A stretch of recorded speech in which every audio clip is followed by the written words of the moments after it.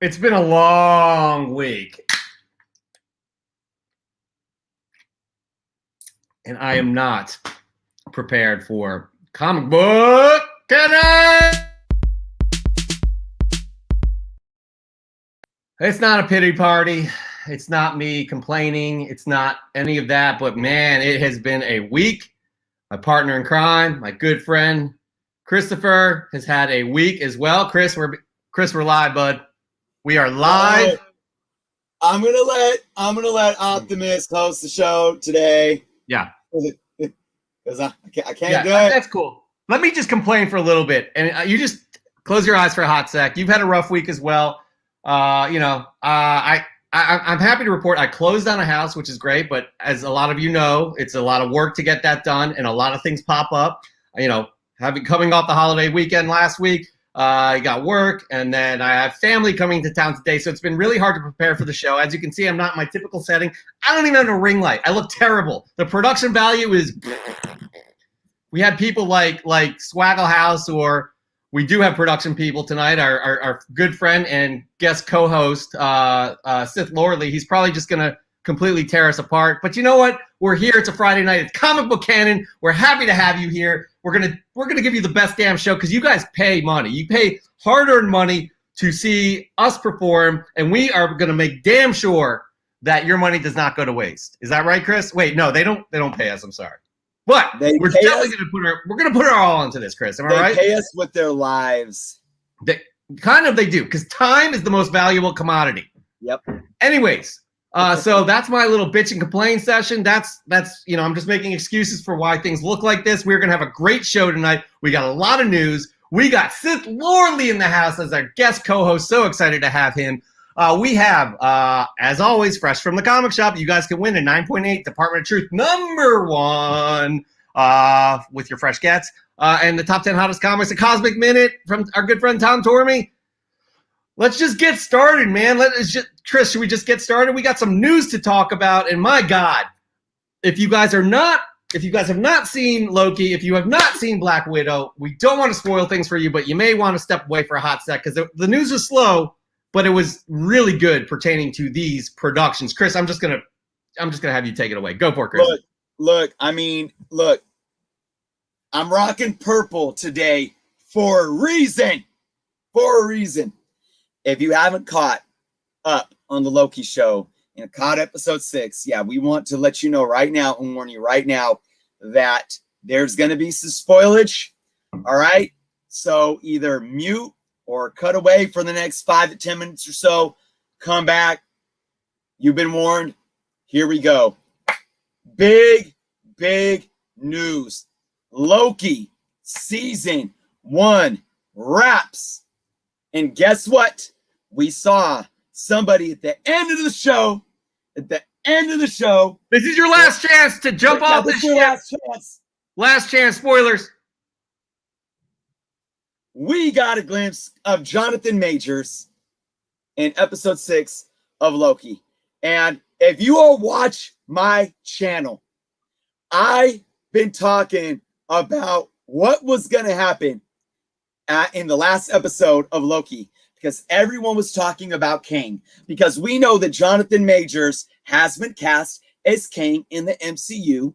We assume that he was set to debut in the upcoming Ant-Man film Quantumania that's set to release in February 2023. But I was saying, folks, it's not Kang, it's Immortus. And now the Loki director has confirmed that Jonathan Majors' character you saw was indeed not Kang at all. So what took place as Loki and Sylvie made their way through the Citadel at the end of time? We see none other than the reveal of Jonathan Majors. Now, him not being Kang, I apologize, guys. I'm choking up because I'm just so excited about this. Kate Herron, the director, speaking on him not being Kang, confirming this to be true, revealing that the character was an older version of a Kang variant known in the comics as Immortus, but with a bit of an MCU altercation that has allowed the cinematic universe to slightly twist the source material. Heron stated this. It's a bit like Sylvie, right? She is a unique character in relation to our story. He Who Remains, who they called him in the show, is in the comics, but the version in our show was very different. He is closer to Immortus, but he's a unique character for our story. But Kang is a variant of that character. So again, I am happy to say, as I was talking, picking up the Avengers 10, the first appearance of Immortus, this character fell into place with the storyline. I won't get too much into it. I highly recommend you all read the comic books, starting out with this one right here, and understand the things that Jonathan Majors said in the show and everything he was talking about his past.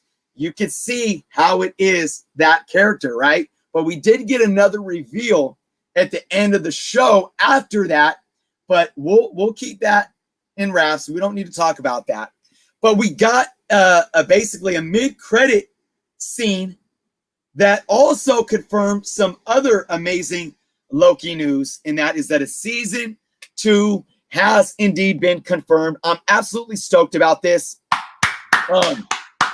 Yeah, look, this was hands down my favorite MCU Disney Plus show. Just an amazing finale. I've said this before. Tom Hiddleston and what he's done with Loki is like right behind Robert Downey Jr. and Chris Evans to what they did with their respective characters. It's just, I can't wait for season 2. It was confirmed today, though, that director Kate Herron will not be returning to direct season 2. She did explain that originally there was no plan for a season 2 when she signed on to directing Loki. She went on to say that, quote, "I think it's really fantastic that it's continuing, and I'm so proud of what we've done, but I feel like I put everything I had into this season. So I'm not back, but I'm going to be watching the second season as a fan. I'm excited to see where it goes." Now, release date or production date, none of that has been released yet. I'm going to assume that maybe we'll see the second season next summer, and hopefully it'll continue this dialogue, the storyline that will then lead into February 2023's release of Ant-Man Quantumania. But, we shall see. I'm just overall absolutely excited about this. I am too. Jonathan Majors' performance was just outstanding. Yep. Unbelievable. Kate Herron, I'm a little surprised though that she will not be coming back. That she executed so well on this series. It was so immersive, full of it's just so much. Not only, I'm not just talking immersive in terms of the Easter eggs. I'm talking immersive in terms of storytelling. I'm talking immersive in terms of production. I'm talking immersive in the performances, everything involved. It was just it was unbelievable. And I am super stoked to see Disney Plus having a success with these series like this, right? And already confirming season 2. It's probably already, they knew that they had a hit on their hands, and that probably was most likely greenlit even before season or episode 1 premiere. But damn, man, absolutely outstanding and great call on the Immortus, and it just, and again, you guys we warned you about spoilers. But yeah, that's all I can say about that. That's it. I don't want to say any more because I know there are some people like P. Keel is only on episode 2, but we warned you. Yeah, but there's more MCU news too as well, and this is kind of a spoiler too. We're going to be talking about Black Widow. So if you haven't seen Black Widow, either mute, drop off, come back, because we have plenty of show left that doesn't have spoilers. Here we go. I'm taking it, Chris. I'm taking it. All right. Let's do it. Let's do it. All right. That's right. All you who saw Black Widow, for me, I thought it was fantastic. I liked everything they did about it. I was a little off-put by some of the humor. I thought it was a little bit out of place at certain times and made things a little bit awkward. But otherwise, it was a fabulous movie, a great welcome back to the MCU in terms of a film experience. I didn't see it in the theater. And even the twists I liked, especially what was going on with Taskmaster. That's right, Taskmaster. A lot of people had problems with that, though. And a lot of people sent in hate mail to the writer. That's right. Taskmaster. Hate mail. Come on, people. Jesus. As we know, Black Widow is the first Marvel Studios feature film to be released in 2 years, and it already broke records during its opening weekend, ranking in almost $200 million in global box office numbers and $60 million from Disney Plus early access. It's the highest grossing release since the pandemic hit in March 2020, and the film is already certified as fresh among critics on Rotten Tomatoes with a 92% audience score. But this success was not enough for some to show their ugliness, as writer Eric Pearson received hate mail over the changes made to the antagonist of the film, one of the antagonists, Taskmaster. You know, Taskmaster's identity in the film was changed from what the comic books was, right? And it's a drastic change. Me personally, I had no problem with it. Pearson mentioned that the character was planned for the film before he came on board, and one version that was thrown on the table was another character within the film. I'm being vague here because I don't want to give out spoilers, but the you know, and Pearson went into the story asking the question, why would it be this person? Let's have it. We have to have a reason why they will be going after the Black Widows, why they will be defending the Red Room, et cetera, et cetera. He just didn't want this character being a goon, wanted to have that motivation. I thought they executed exceptionally well with that character. And I don't hate mail at any point for anything is absolutely atrocious. But for something like this, I mean, back the fuck off. Like seriously, get a life. That's it. For me, I thought that was ridiculous because I did think that they executed. And as we know with the MCU, they take a lot of these characters, bits and pieces here and there, and they bring a fresh new version. Case in point, Sylvie. Chris, I need to know what your thoughts are. I agree. I mean, hate mail is just there's no place for it, especially when it comes to entertainment, movies. It's just it's very childish. It shows kind of a a certain aspect of our culture that should just not be accepted. I agree with you overall with the film. I think what they were trying to say and changing this character up is that they wanted to give the character more depth, and I think it worked. I do feel like, I mean, questioning things is fine and nothing's ever going to be perfect. Like for me, I wish I would have saw more Taskmaster on screen. I thought the battles were awesome, and I do feel, without giving away too much spoilers, I do feel like who the character was under the mask and why they were doing what they were doing.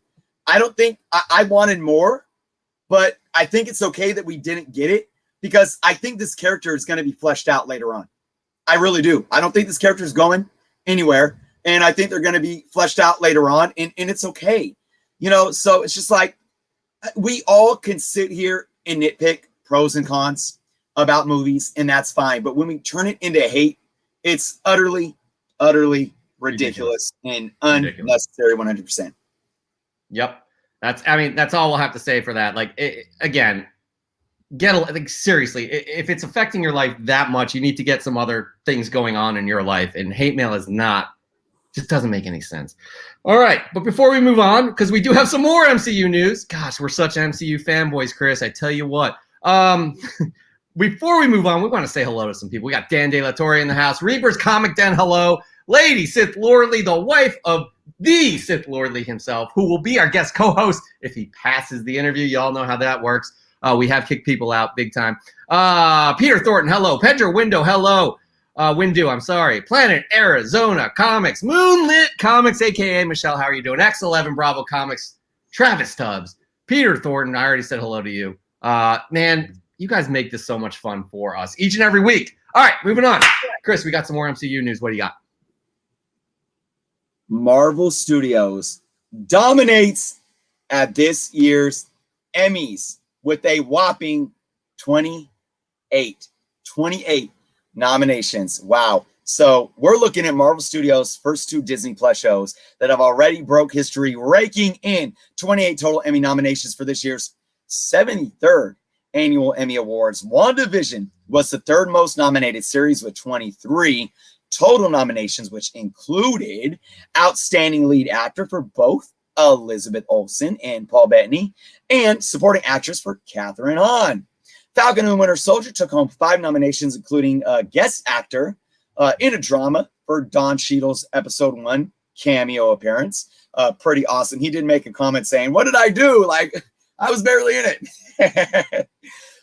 Now, one thing to note on this, though, is that season 1 of Loki, because some of you may be like, whoa, why didn't Loki get nominated? Well, I do believe Loki missed the cutoff. We'll most likely see some Loki nominations for next year's awards. I can't wait to see how many Loki gets and wins, but 28 between the two shows, man. I mean, here we are. It's just brilliance that is not slowing down. This is like the inaugural season. You know what I mean? In terms of like, it was like the Las Vegas Knights making it to the Stanley Cup Finals, the first year in existence. Oh, right. You know what I mean? Like, this is showing that they're doing something right, because what they're producing is just excellent. It's and again, this, Chris and I say this all the time. We want DC to be in the mix, like getting these nominations as well.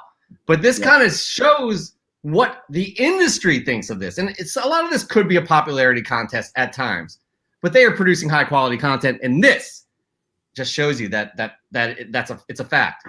It's a fact. So I don't want to talk any more about it, because we get accused of being Marvel fanboys anymore all the time.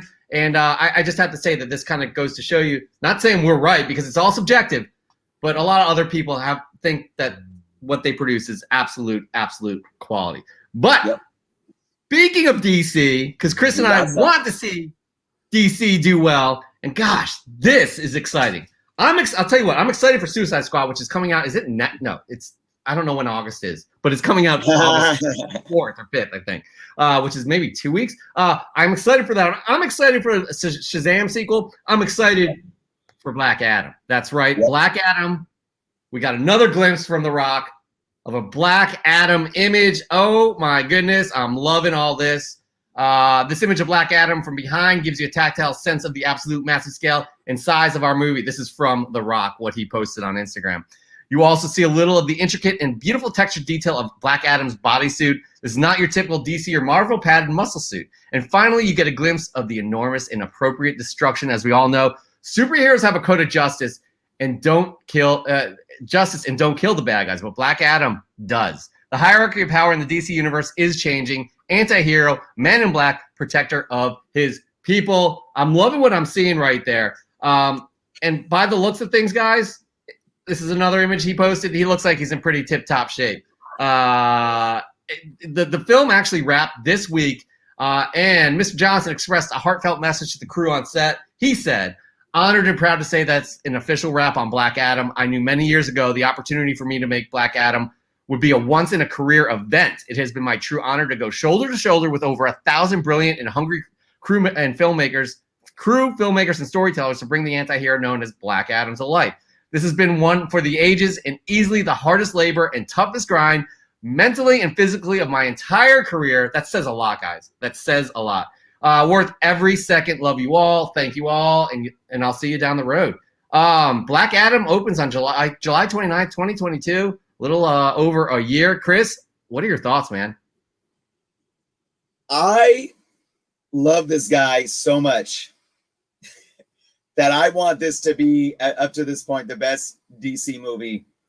Well, you know, speaking of like the DCEU and with all the turmoil that's, you know, been present in everything, I'm just rooting for him so much. We've talked about this before. I obviously don't know him, but I think Dwayne Johnson just seems to be just an amazing human being. And just like he talked about, hearing his story and the energy that he put into this film, I think speaks volumes to his character and how much this project meant to him. And I really hope that says something. And I really hope that DC supported his vision to do him right by making this project what it should be.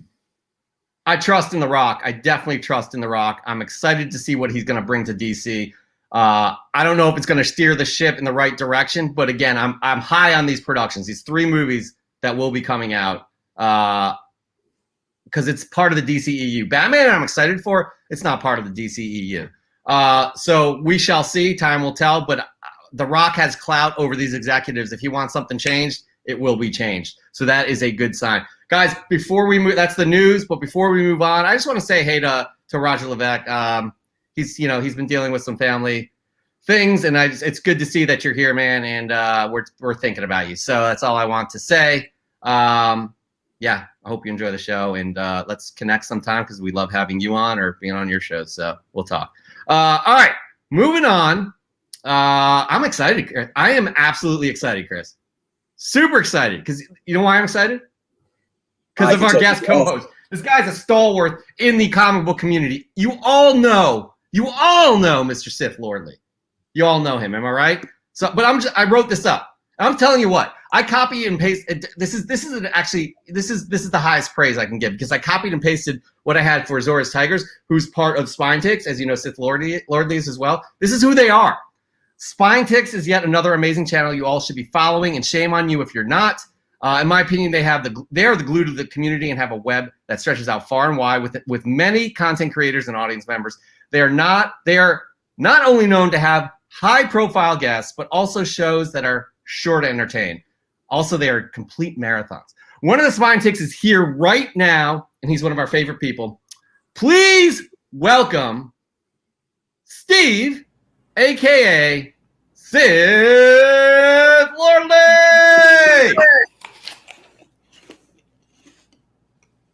Swaggle. Oh, what's up, guys? Yo. How's it going? Swaggle. Why are you here? What's going on? Oh, sorry. This is wild. But Sith hit me up before the show, and he was super nervous. And he was like, "Yo, Swag, like, I don't know if I can do it. I'm going on the canon. That's like big time, you know. And I have all these butterflies, and I don't know what happened. He ran to the bathroom. He started throwing up. I told him I'd cover for him, but I wouldn't hold his hair. So I guess it's me. It's me today. Jeff, didn't I tell you? I knew you did say that. You said he didn't have the fortitude to make it on the show because we rake you guys through the coals in these interviews. And Chris, I told you this is probably not a good idea to continue this way because we are harsh on people. Yep. And he didn't. Okay, so you're here, Swaggle. Yeah. You're here. I'm sorry to the fans out there. I'm sorry to, Lady Sith. I can't compare to, Sith, but I don't know what to tell you guys. I mean, he was just like, can't do the show. He just honestly, this is awkward because we had a plan. We had planned the show specifically for Sith Lordly, and here we are with Swaggle House. You guys all know Swaggle House. You should be following him. He's another stalwart within this community, and amazing analysis and content on his channel. Link is below. But God, Chris, I don't know what we're gonna do here. By the way, Sith Lordly doesn't have hair to hold either. He got a haircut. So it's a bit of I don't know what that's apple about. here. He's obviously scared of us, and Chris, we're too hard on our guests, is what it is. So, wait a minute. He's made it back. Wait, wipe a little bit off there. He's still got a. Okay, here we go. Please welcome Sith Lordly. What's business? Are we doing 9 hours tonight? He made it. He made it. He made it, everybody. Sith Lordly. No, actually, I'm Swaggle House. Okay, Swaggle. As most of you know, or some of you know, we played a trick on Sith Lordly's partner in crime, Eric, aka Azor's Tiger. This time we had to turn it around on him. He had no idea this one was coming. I messed up the initial plan because I CC'd him on an email. But Swaggle House, thank you so much for coming in and just making it weird. We really appreciate this, and this does count as an appearance. So you're probably 6 or 7 appearances in. Cameo appearance. Nobody's gonna catch you ever. What did I say backstage? I said we should have had Swag on the show. Did I not? He was say on that? too backstage, by the way. He heard that. Yeah. Yep. Oh, were you? I did hear it. So it was a good thing that you didn't make fun of me while I was listening. If I would have known you were on, I would have got my V-neck and done my hair, and we would have looked like twins. Man, I would put my glasses on. That's true. I'm just a variant. That's right. There we go. Oh, well played. Yeah, I love this. Well played. Right, well, I'm gonna let you get on the show. Let me show. Hey, honorable, fresh from the comic shop. I just gotta flash this real quick. I know. I know you guys are gonna be talking about this one. Oh man. Yeah. Twins. All right, you guys do your thing. I'm gonna be watching in the sidelines. Thank you so much, Swaggle. Everybody follow Swaggle. Peace out. Follow me, Swaggle. Follow me. Swaggle rock. Okay, we had to make that weird. I'm sorry. That was sorry. We had to hilarious, do it. man. We're super psyched to have you on right now. I'm excited to see what's the comments here. We got a ton here based off of that. But we are super excited to have you on the show. We're a big fan of yours. I know you jump in our chat every once in a while, and it is super, super exciting. It says, by the way, Swaggle just said, have fun in the private chat. Again, super excited to have you in this format. We've had you on previously, but this is your interview to be a guest co-host. So we may as well start the interview, and I think what we decided to do is a lot of you know here, who watched all of our, if you watch Spine Ticks or Comic Book Canon, the three of us have been in bands. We've been part of we've done a lot of things that I'm very proud of. You guys are very proud of as well. I think what we wanted to do was start off interesting either band stories or interesting moments within that are related to that. So we're going to start off with you. You got to change your name too, by the way. All right. Yes. SithLordly. We're going to start off with your most interesting music-related story, whether it be in the band or being, something that happened associated with that. So let's go for it. Let's hear what you got. Can I say two things? First of all, when Chris was talking, I was backstage looking up the Immortus books, and then I was looking at my CLZ app. I'm like, okay, I'm good. And then second, I just want to say a big shout out to the chat. I love the chat, and especially my brother Roger. All my condolences and my love to Roger. Roger's, been there for Spine Ticks since day one. So thinking about you, Roger. Love you, bro. And one of the best people in the community. Absolutely. Yeah. Thanks for having me on. So, this chat, which we share, because I see a lot of great supporters, they've heard all my stories, but I thought something happened last week on Spine Ticks, which, some of these people saw, but not everybody. Okay. I used to be in a band, many bands. But that's me playing at the House of Blues. Now, take note of that brown jacket, right? That was New Orleans. Look at that. Yeah, that is just that's a quintessential bass pose as well. Good job on that. I'm leaning in. That down. That was for Anne Rice's 1996 Halloween Lestat Vampire Bash. Nice. And then that's at Santa Monica, the Mint. Same brown jacket. The Mint. Right? Yes, the Mint. Yeah. So here's the band, right? This is the demo, right? It was called Alien Fashion Show. This is the Hollywood Records version. I left the band and then they continued on. So what happened was last week I had a writer on named Ted Sikora who wrote this comic Bloom. Have you guys ever seen this? It's an indie book. No. I saw your segment on that. Yeah. Talking to him. So we were talking, right? He's from Cleveland. And the guitarist from this band is from Cleveland. And as we were talking, and I said, yeah, in the late 90s, I was in this lounge band, Big Bad Voodoo Daddy, Squirrel Nut Zippers, Brian Setzer's Orchestra. We were right in there. And then as I was talking about the band, he goes, were you in Alien Fashion Show? And I was like, yes, I was. It turns out that he engineered some of their recording sessions later on. And so it's like, meanwhile, I got this indie writer on the show. Wow. And we're talking music, and then he recognizes the band that I was in. And then I took this jacket that I bought for $10 from a flea market, right? And I put it on, and it still fits. So this is the jacket, that I toured, around the country, ready to rock out. There you go. Now I just need a bass. And you do. Can we? Yeah. I'd have to go find it. But so, everybody's heard my various stories, but I thought that was funny because you can actually go to Spine Ticks. You can watch that whole thing unfold, at the last episode in the first 40 minutes. People in the chat were like, yo, did you pre-plan this? And I was like, no, man, and I had things I was posted or sharing on screen and stuff. So that was a good story. And it was comic book related. That's awesome. Dude, that is freaking awesome. How many years was it that had passed? Oh man, I got out of that band in like 97, man. Are you serious? That's crazy. Yeah, I know. So okay, that is absolutely insane. I love that. That goes. Gosh, it is kind of a small knit community as well. But to be able to bump into somebody like that out of a completely like separate industry, or it just that's an indie writer that I'm interviewing on the show, and then he has recorded people in my band, and he knew the band, and he owns the CDs. So that was kind of wild. That's incredible. That's actually very gratifying, like hearing those types of things. For those of you in bands, I'm sure you all, or who were in bands, I'm sure you can understand and relate to something like that. I freaking love that shit. And I got to give props to Roger because Roger had me on his show, Cranky Canadian, and he pried a lot of those stories out of me, early on before anybody in the community. So no, Roger is a great interviewer. He's just so natural, organic, and the conversation flows, even though he's put the research in and planned. If you guys are not watching 3 Men in a Basement, link is below. Check him out, especially the Cranky Canadian on Mondays. I think it's still at 7 p.m. I'm not sure if he's changed the time. It's live. Absolutely need to check that out. All right, Chris, give us an interesting band-related story or music-related story, something that relates to that. Wow, where do I begin? I don't even know where to start. Let's see. I mean, you want one that how about I pull you guys? Do you want one that's related to weed? Why not? That's more related to me and living my dream. How about let's pull the audience? Do you want a weed story? Or it is the weekend. My dream and the music. Yeah, everybody's gonna go. You shouldn't even ask. You know what people are gonna say, but sure, go ahead. While people are figuring that out, Raj is like, Jeff and Chris, my quiz to be a co-host was much harder. This is just the beginning. We're warming him up. He's not. I don't have high hopes for him at all. So don't worry about that.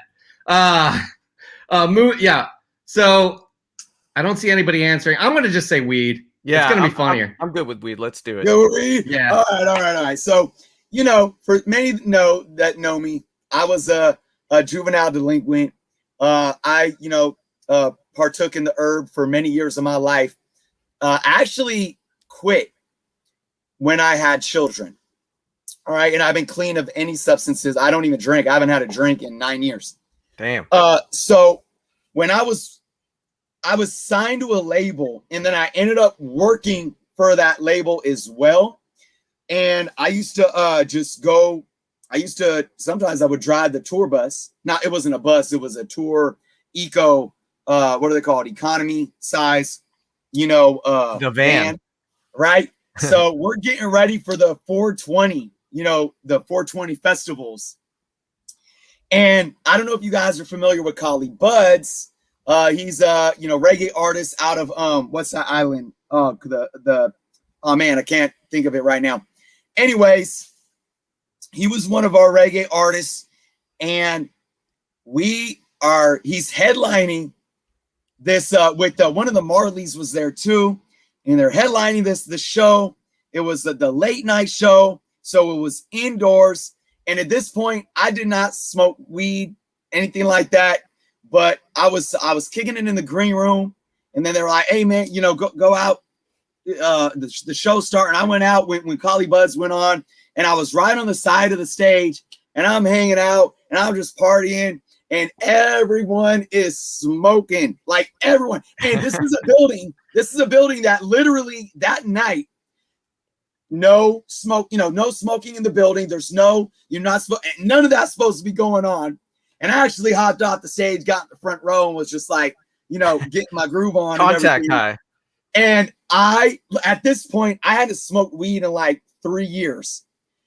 I literally, I've been in situations as a teenager when I was so broke. Y'all ever have to, you get in the car, right? And you got to put fader on the blunt, but you ain't got fader. So you find let me find something. Let me find something. Hey, you get a piece of paper, you roll it up, and you're like, "Hey man, I ain't got no fader on the herb. Blow that smoke to me." You ever do that? Oh, right on, man. I get you a couple bucks later on. Weed CPR. It works. It works, right? Outside of that, I never experienced no contact high or anything. I was in there 1 minute, I'm just, and the next minute I'm like, yeah. I was getting hungry. I walked outside and it was just like whoosh. And I had the craziest, and now, like I said, keep in mind, I hadn't smoked herb for some years at this point. I was blunted, and I'm like, I started feeling, because at that point in my life, I would get paranoid. And that's when I didn't even want to, so I was like, oh shit, my kids are gonna know. Keep in mind, my kids were 3 and 1 at the time. My kids are gonna know. I'm gonna go home. I'm getting back in the van, and I'm looking at my eyes, and I'm like, oh shit, they're gonna know. And I'm like, they're freaking toddlers and babies. It's like, it was fun though. It was crazy. That was my crazy 420. Bro, I got a story just like that. When you think they're gonna know and you overthink it, you know what I mean? And it's like, my eyes are red. What if I go home and pretend like I got soap in my eyes? So if my mom asks me, but then you actually go in and put soap in your eyes. You're like, what am I doing? I didn't need to actually put soap in my eyes. That's freaking outstanding. The fact that Chris thought his 3 and 1 year old would call him out is incredible. Yeah. All right, so I'm going to give you guys. I'm going to throw it to you guys. I got 3 potential stories based off of what I've just heard. I have my own personal band experience. I can take a story from there. I used to produce and direct performances from well-known acts. I could take for that, or I could do a weed story, aka from Snoop. Well, damn, I didn't. One do of a those weed 3. Story. Weed. Well, yeah, because then you got 2 weed, and you just got coincidence down here. Let's stick with the weed theme, man. Oh, weed. Okay. So I was I produced and directed a lot of music performances, but this is way back in the day for this music outlet online. And but I also sometimes went out. Sometimes artists didn't want to perform their albums, but they wanted to show them off. And Snoop wanted to show them off and discuss it and do an interview in one of his studios. So we went out there, my full crew. We set up in this studio, beautiful shots, just ready to do this interview. We're on time, ready to go.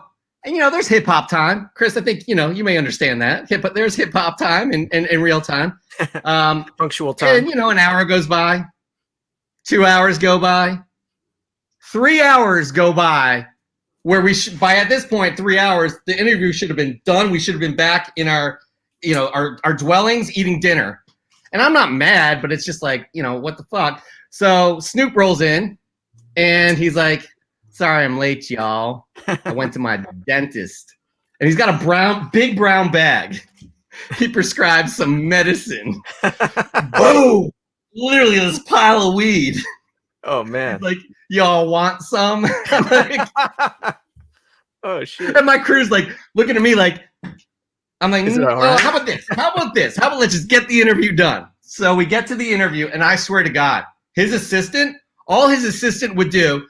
Snoop was hanging out here. He'd be like this, talking, but you wouldn't be able to see his hand. In between the time that I had to ask him questions, and he would answer. And then he'd be done. It was magic. It was magic because he'd be done. The assistant knew when he was done, and the handoff was seamless.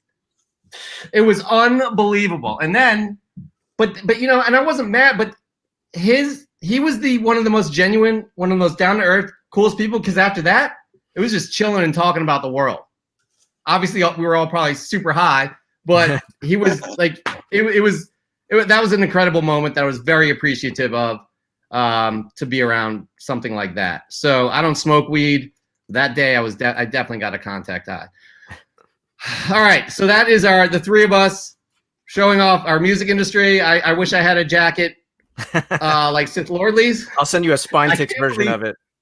That is incredible. But this interview is about you as well. We wanted to all kind of talk about us. We have this connection. But we got to get back down to it because right now is the portion of the interview where we may end up kicking you off. Well, I am kind of. You may not be a guest co-host on the canon. I am kind of hungry, so I could get an early dinner. If I don't make the cut. Fair. That's fair. So here we go. By the way, Swaggle House has some interesting stories as well. His name, right? But his name is one of them. But anyways, we'll get to that another day. All right, Chris, let's do it, man. Set the gauntlet up. Here it is. Hit me. When I'm getting some water, you know it's about to go down. Hey, I'm drinking beer. Let's do it. All right. This is How LA Are You? Okay. All right. We're going to do it. Bear with me, everyone. I want to let everyone in the chat know, too. My voice is very coarse right now, and I'm actually having kind of laboring breathing. Just to let you guys know. I swear I haven't been smoking weed. Allergies. So just bear with me. I'm not, my animated self, but we're going to get through this. How LA are you? This is like, he's ready. I'm ready. All right, Sid, here we go. Let's do it. We're gonna go the hip hop route first, okay? All right. Now, there is a question I don't have on my list, but I have to say it, but I think the audience probably knows.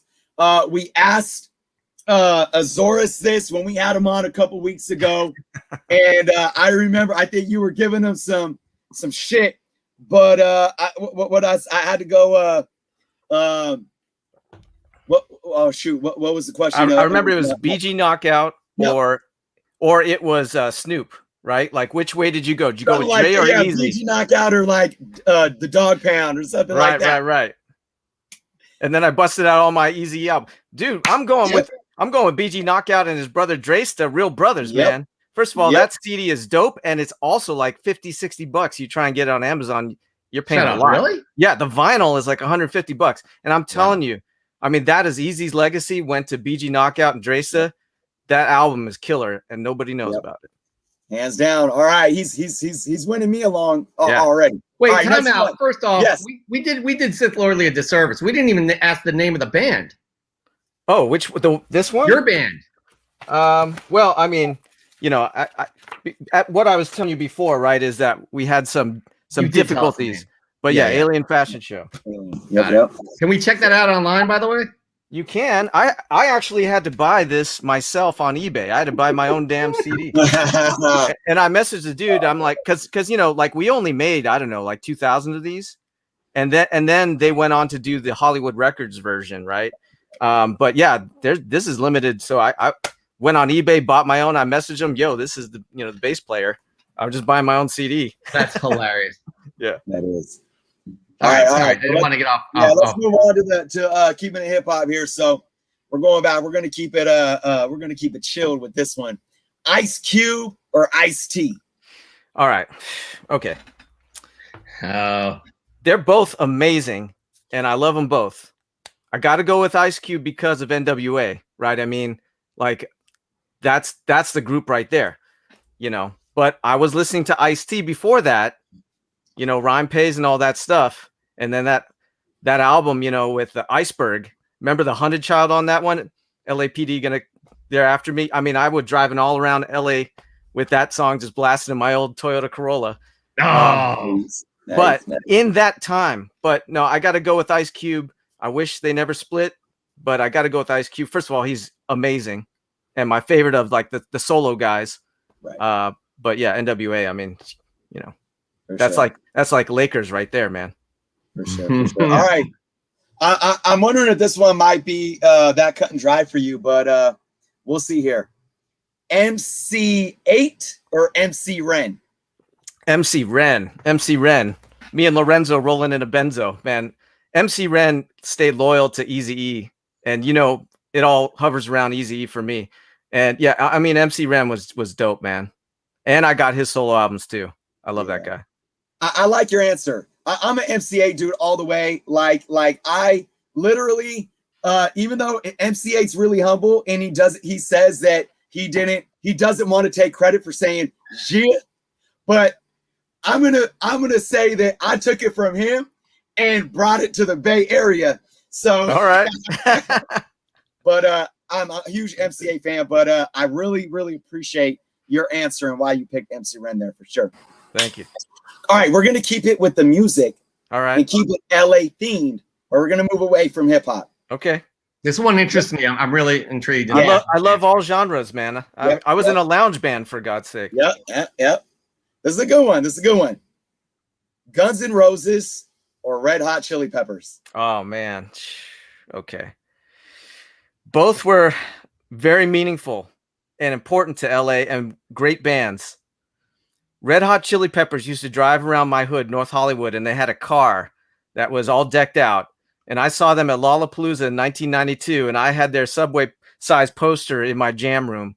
So although I love both, I got to go with Red Hot Chili Peppers. And you had the Hillel Slovak version, and you had the John Frusciante version, right? But that Blood Sugar Sex Magic album, I mean, that was like the apex right there, you know?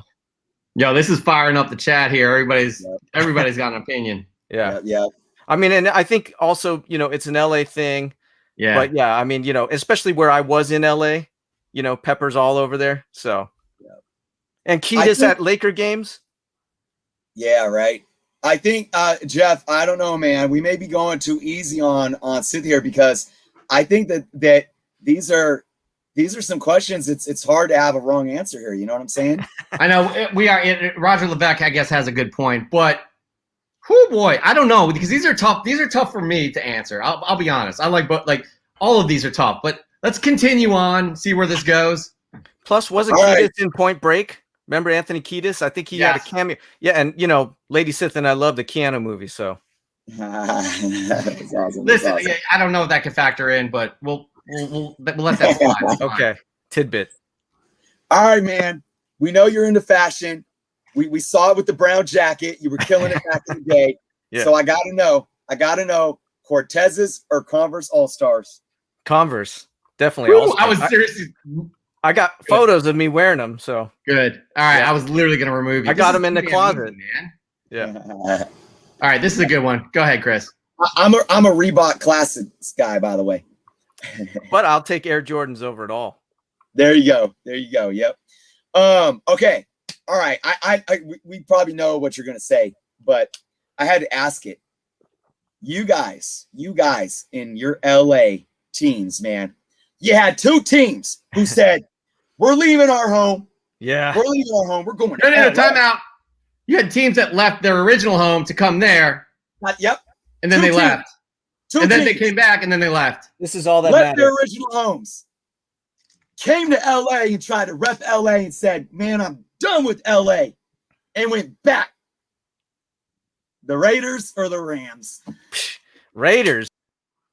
Hey, I don't understand how people stick with a team like this. Like, seriously.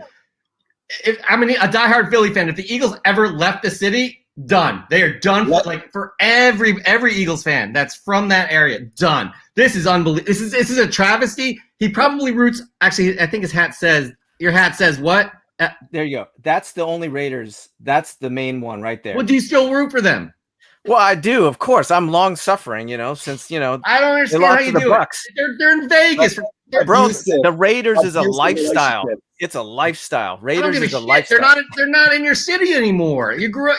You did grow up with them. They weren't. Hey, man, and then I they was- left, and then they came back, and then they left. Chargers need to go back to San Diego. I agree with If that. the Rams want to come over here to Anaheim again, I will go watch them because I'm down here in Orange County now, right? I grew up. I'm proper now. I transplanted out of LA. I'm paying taxes. Get off my lawn. So Get off my lawn. yeah. Good on Dan De La Torre. Honestly, man, I agree. That was the first time they left from Oakland, and then they moved back. But it's bullshit. It makes no sense to me. All right, continue on. All right. Let's get into some movies. A lot of good movies that took place in LA. One of my favorites. I may need a lifeline. Lady Sith is the Here we go, movie here we go. expert. Yeah. I don't think you will. I think these are cut and dry. Yeah, But you one of my are favorites. allowed a lifeline. All right. How about Escape from LA? That was one of my favorites. Not on the list here though, but Yeah. I got two real good ones here though. LA Confidential or Jackie Brown. LA Confidential, man. I remember when that came out, the whole noir aspect. That's fair. They even made like that PS video game, right? There was like a LA noir video game after that. I'm all into that. I like that kind of I like history. I'm a genealogist. I like going back in time. LA Confidential. I dig it. They're both period pieces, aren't they? Isn't Jackie Brown a period piece? I think it's based in the 70s too. Yep. But LA Confidential did have that noir style. It was there's a lot of substance to it. All right. Mhm. This one hits home, not hits home, Yep. but like I This have is an it. affinity for one or the other. Go ahead. This is it. This is Jeff. I don't know. We might stand on opposite ends of this. I don't know, but this might do it. This might make or break the Sith. Early dinner Here we or go. sticking around? Two movies. Boys in the Hood or Menace to Society. Boys in the Hood.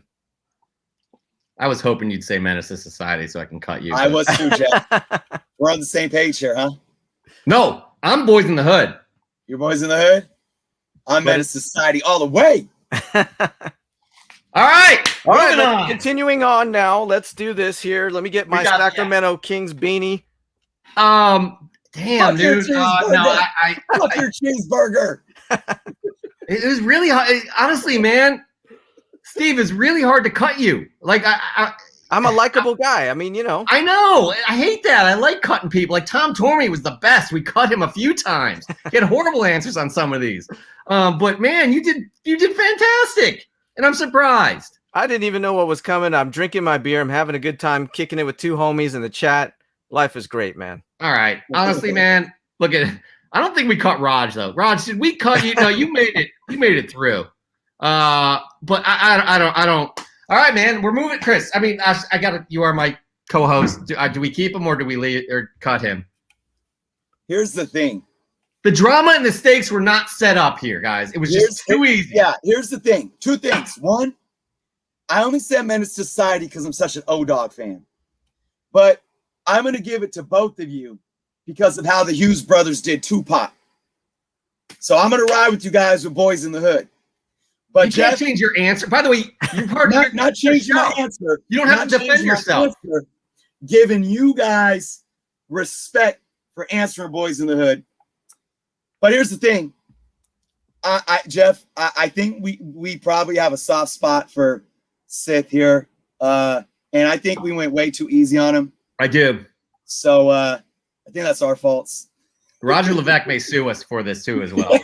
Well, if I go put my Canadian stuff on, Roger might like me better. So, well, it's probably still hurt. I mean, that stings a little bit right now. You know, like that's a little fresh. Plus, I mean, I was supporting his team. I was wearing red. You know, usually I wear blue. You know what I mean? Like, you don't wear red around. You know, if you're wearing blue, you don't wear red. But I did that because I was supporting Roger and I was supporting the team. So yeah, no, it's one of the six. So yeah, definitely, it's a class team. All right, but we're not talking about the Canadians. We're talking about Steve, aka Sith Lordly. You are now a guest co-host on Comic Book Canon. Chris, we need to have like some sort of a theme song at that point with with like confetti going out. What are my benefits, so man? Congratulations. Do I get medical? Steve, this show is as much yours as it is ours. Let's have fun with it, okay? Because we all have responsibilities. The three of us have responsibilities, and we're going to get to that. Congratulations, everybody. So we're going 9 hours? Yeah. And Serge, you never have to apologize. Oops. That's not. You never have to apologize for being late, ever. Ever. We're just happy you're here. All right, moving on. We have a segment that we do each and every week, and Steve, you are a big, big, big part of it. Here we go. Chris, what is our next segment? Fresh from the comic shop.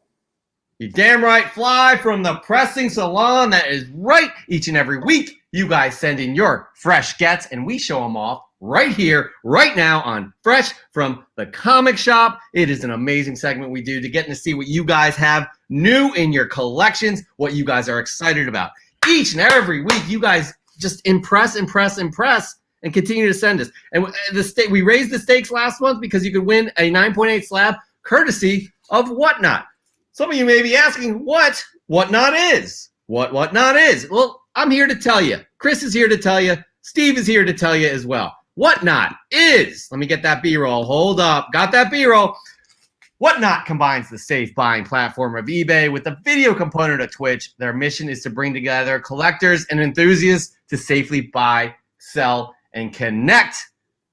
How do you win a 9.8 slab from us, though? You must be signed up to Whatnot. The link is below in the description. And with that sign up, you'll get $3 off your first purchase. You must be following Comic Book Canon on Whatnot.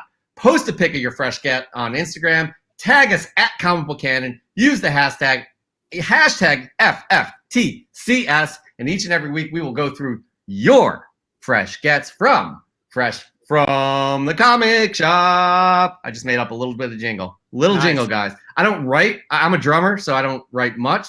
But I hope you guys can take that and run with it, either of you. I know you guys are lyricists. I know you guys write your own music. Bro, let's jam, man. Let's jam on this channel sometime. I am absolutely ready to do that. I am jonesing to do that. But before we do, let's get through this show, and then we'll talk about that later. Okay. 100%. Because this month, you'll be able to win a 9.8 Department of Truth #1 slab, CGC slab, fresh from the comic shop, sponsored by Whatnot. Now, Chris, let's talk about what we look for, because Steve is going to pick a semifinalist tonight. It's on you, Steve.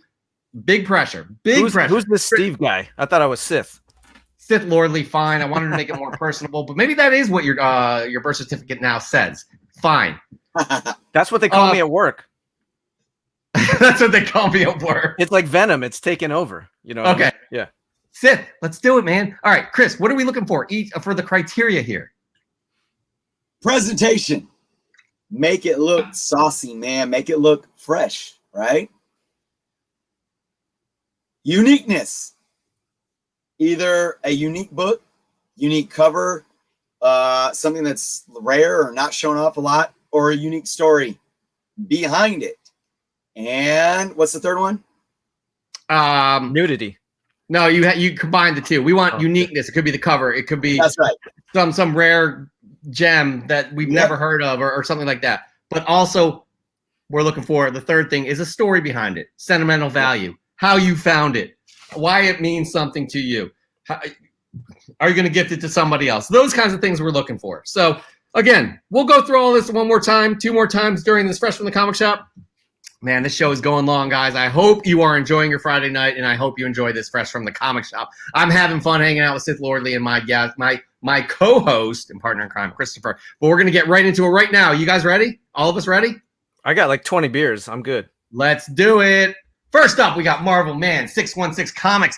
All new Captain America #1, the Ray I cannot pronounce this. Stremerd variant. That is a cool looking variant right there. I really, really dig the way Sam Wilson is looking. Nice pickup right there. Next up, we got House of L Comics. Been looking for it for a while. Finally got it today. I mean, this is classic. What is that? 70s Superman versus Spider-Man. Absolute. That's a really cool book. And again, it's a unique book. It's something we've all seen before, but I don't know anybody that owns that. And I think that's a great pickup. House of L comic. Good for you. Into Oblivion. We appreciate each and every entry you give us every week. You give us a lot, but I guess I was a little, I don't know. I was biased because I absolutely love this series. Geiger #4, Gary Frank, Jeff Johns, just killing it with this series. I absolutely urge each and every one of you to read this book. Fantastic book. Next up, we got Nukes Comics. I picked up this copy of Spider-Man Shadow from Red Pegasus Comics. It's a cool what if story. Pick up the series if you can. Story, man. I've heard nothing but amazing things about this. Man, I have Marvel Unlimited, so I'm gonna wait for it. I'm pretty selective in the things that I do buy from Marvel, but man, I've heard awesome. I'm telling you, it's like reading back in 1980s, man. If you're like me, you like the Bronze Age, Copper Age. It's just like that. 100%. I'm with you. That is our era, and that's what drew us both. And I feel it's my favorite read of the week, bro, of any Marvel book. All right, I'm gonna wait. I'm gonna wait until it comes on the app, but I hear nothing but great things about it. Another book that I hear nothing but great things about is Something is Killing the Children. It's everywhere, everybody. J. Young Lee variants, trade and Virgin variants. This is half court 7. She got the smallpox. What's that? It looks like she got the smallpox. Or blood splatter all over her. Yeah, or smallpox. Or smallpox. That's fair. No, that's fair. It could be. Comic Noob picked up these from Facebook page. Awesome foil Wonder Woman cover, and Something is Killing the Children. Chris and I have both said this. Not sure if you're reading this, but yeah, that's a Frizen right there. Yeah, man, it's beautiful, and the series is awesome. Awesome. Future State Wonder Woman, Wonder Girl, just those are great reads as well.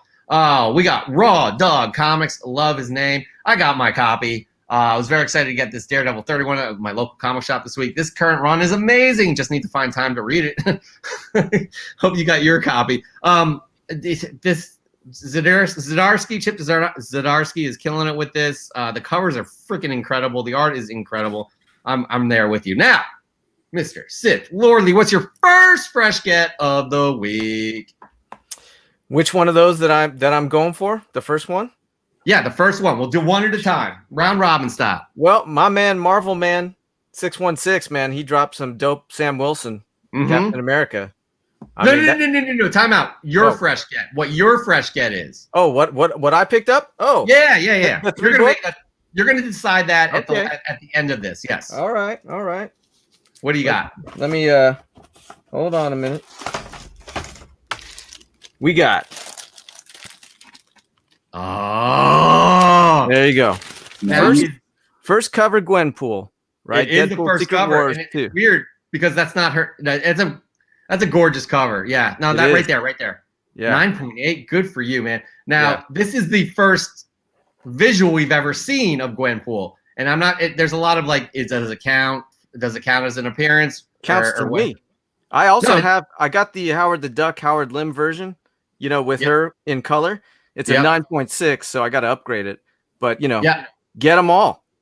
You honestly, that, you know, if you're looking for, kind of an under the radar character at this point, you know, because Miss Marvel is kind of out there, right? You know, no one's talking about her right now. Now's the time. If you're, I'm a personal collector. It's not to flip. I just want. No, not at all. But if you want affordable books, like a first appearance of a character that may make it into the MCU, I mean, I think there's a good chance, especially with Deadpool, what's going on with that. His first kind of appearance in the MCU with Korg. I don't know if you guys saw that. That was awesome. That was dope. But Howard the Duck and that Secret Wars variant, great pickup, man. That is a great pickup. We got some more great pickups from you fine people. Sicilian Comics 1998, new weekend pickups from my local comic book shop. As you can see there is a lot of Silver Age goodness. So many books. He does a good job of labeling each one on top of the book right there with, I guess, I don't know. I can't remember what you call those things. Label maker? Yeah. Yes, label maker. Thank you. But again, that is Snoop is visiting you again. You getting the contact high. Man, I've been to his dentist a few times. I'll tell you what. Next up, we got the bearded one. Getting my fresh from the comics in early this week. This week's loot is the hefty Sandman Volume 1 Omnibus. I scored it for $50 off retail. Justice League International 10, the first appearance in Nort, and I found this random Cartoon Network issue to kick off my Space Ghost appearance collection. The bearded one, let me tell you, this dude loves his Lobo. He also loves his DC, and we love him. Thank you so much for sharing. That's a nice get for $50, guys. Yeah. D-Core Collectibles. Free Comic Book Day 2015. I don't know what that means because it's 2021. Avengers, $5 each on those books. The real official first appearance of the all-new, all-different Avengers team. Check out my previous post on this book. Sorry, guys. Spawn 318, $3. No One Left to Fight, $3. Future State, Superman and Metropolis. He's got a whole variety here. And here's the McFarlane Toys Snyder Cut DC Justice League movie Black Suit Superman. It's interesting. He also said that he refused to support any of the Justice League related merchandise when it first came out, but now the Snyder Cut came out, he decided to go for some of them. I like how the figure is there. Almost looks like an action figure variant. You know what I mean? You know what? It totally does. Yeah. By the way, real quick story. My buddy, diehard Star Wars fan, doesn't read the comic books, but the variant of the black armored Boba Fett. Yes. I sent him a link from TFAW, Things from Another World. Boom. He's like, I got 3 of them. One for me, one for my son, and one for posterity. Came to him. He's like, motherfucker, these are comic books. He thought it was a figure. He thought they were action figures for $3.99. He texted me about it today. He got them weeks ago too. He's still pissed off. He's been visiting Snoop's dentist as well. Exactly. Let me smoke this out. I'm going to order me some action figures. Oh shit. It's comic books. Absolutely. Yeah. 100%. Like literally, it's read the freaking print, you idiot. Anyway, whatever. And let me order pizza. That's hilarious.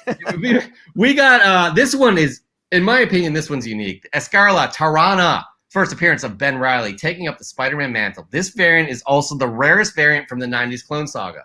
Red webbing and a limited run of 3,000.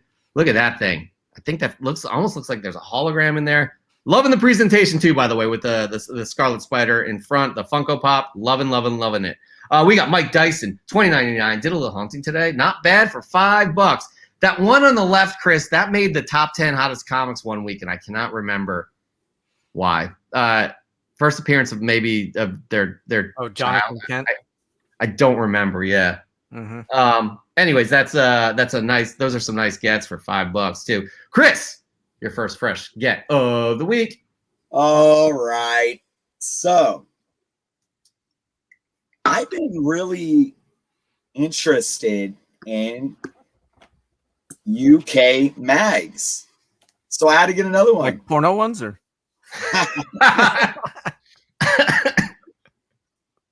oh man. I don't know what kind of porno this would be with this on, but hey man, I'm not judging.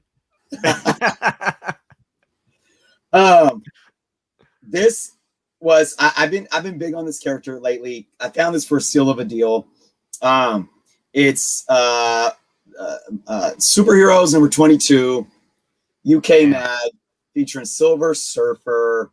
Nice. That's 8 dope. pincer, nice looking condition. Can use the press. You know, the black and white pages. So is it like a newsprint material?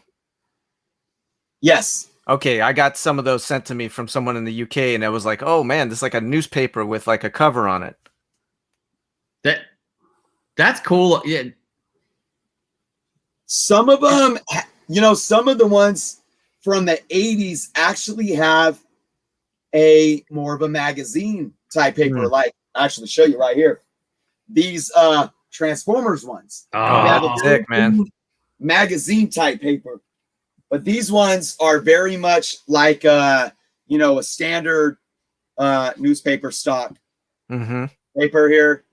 So I don't know if they made that change like in the later 80s, but I don't know what it is for me right now. Something about just the bigger size with in the kind of, because you know this is reprinting.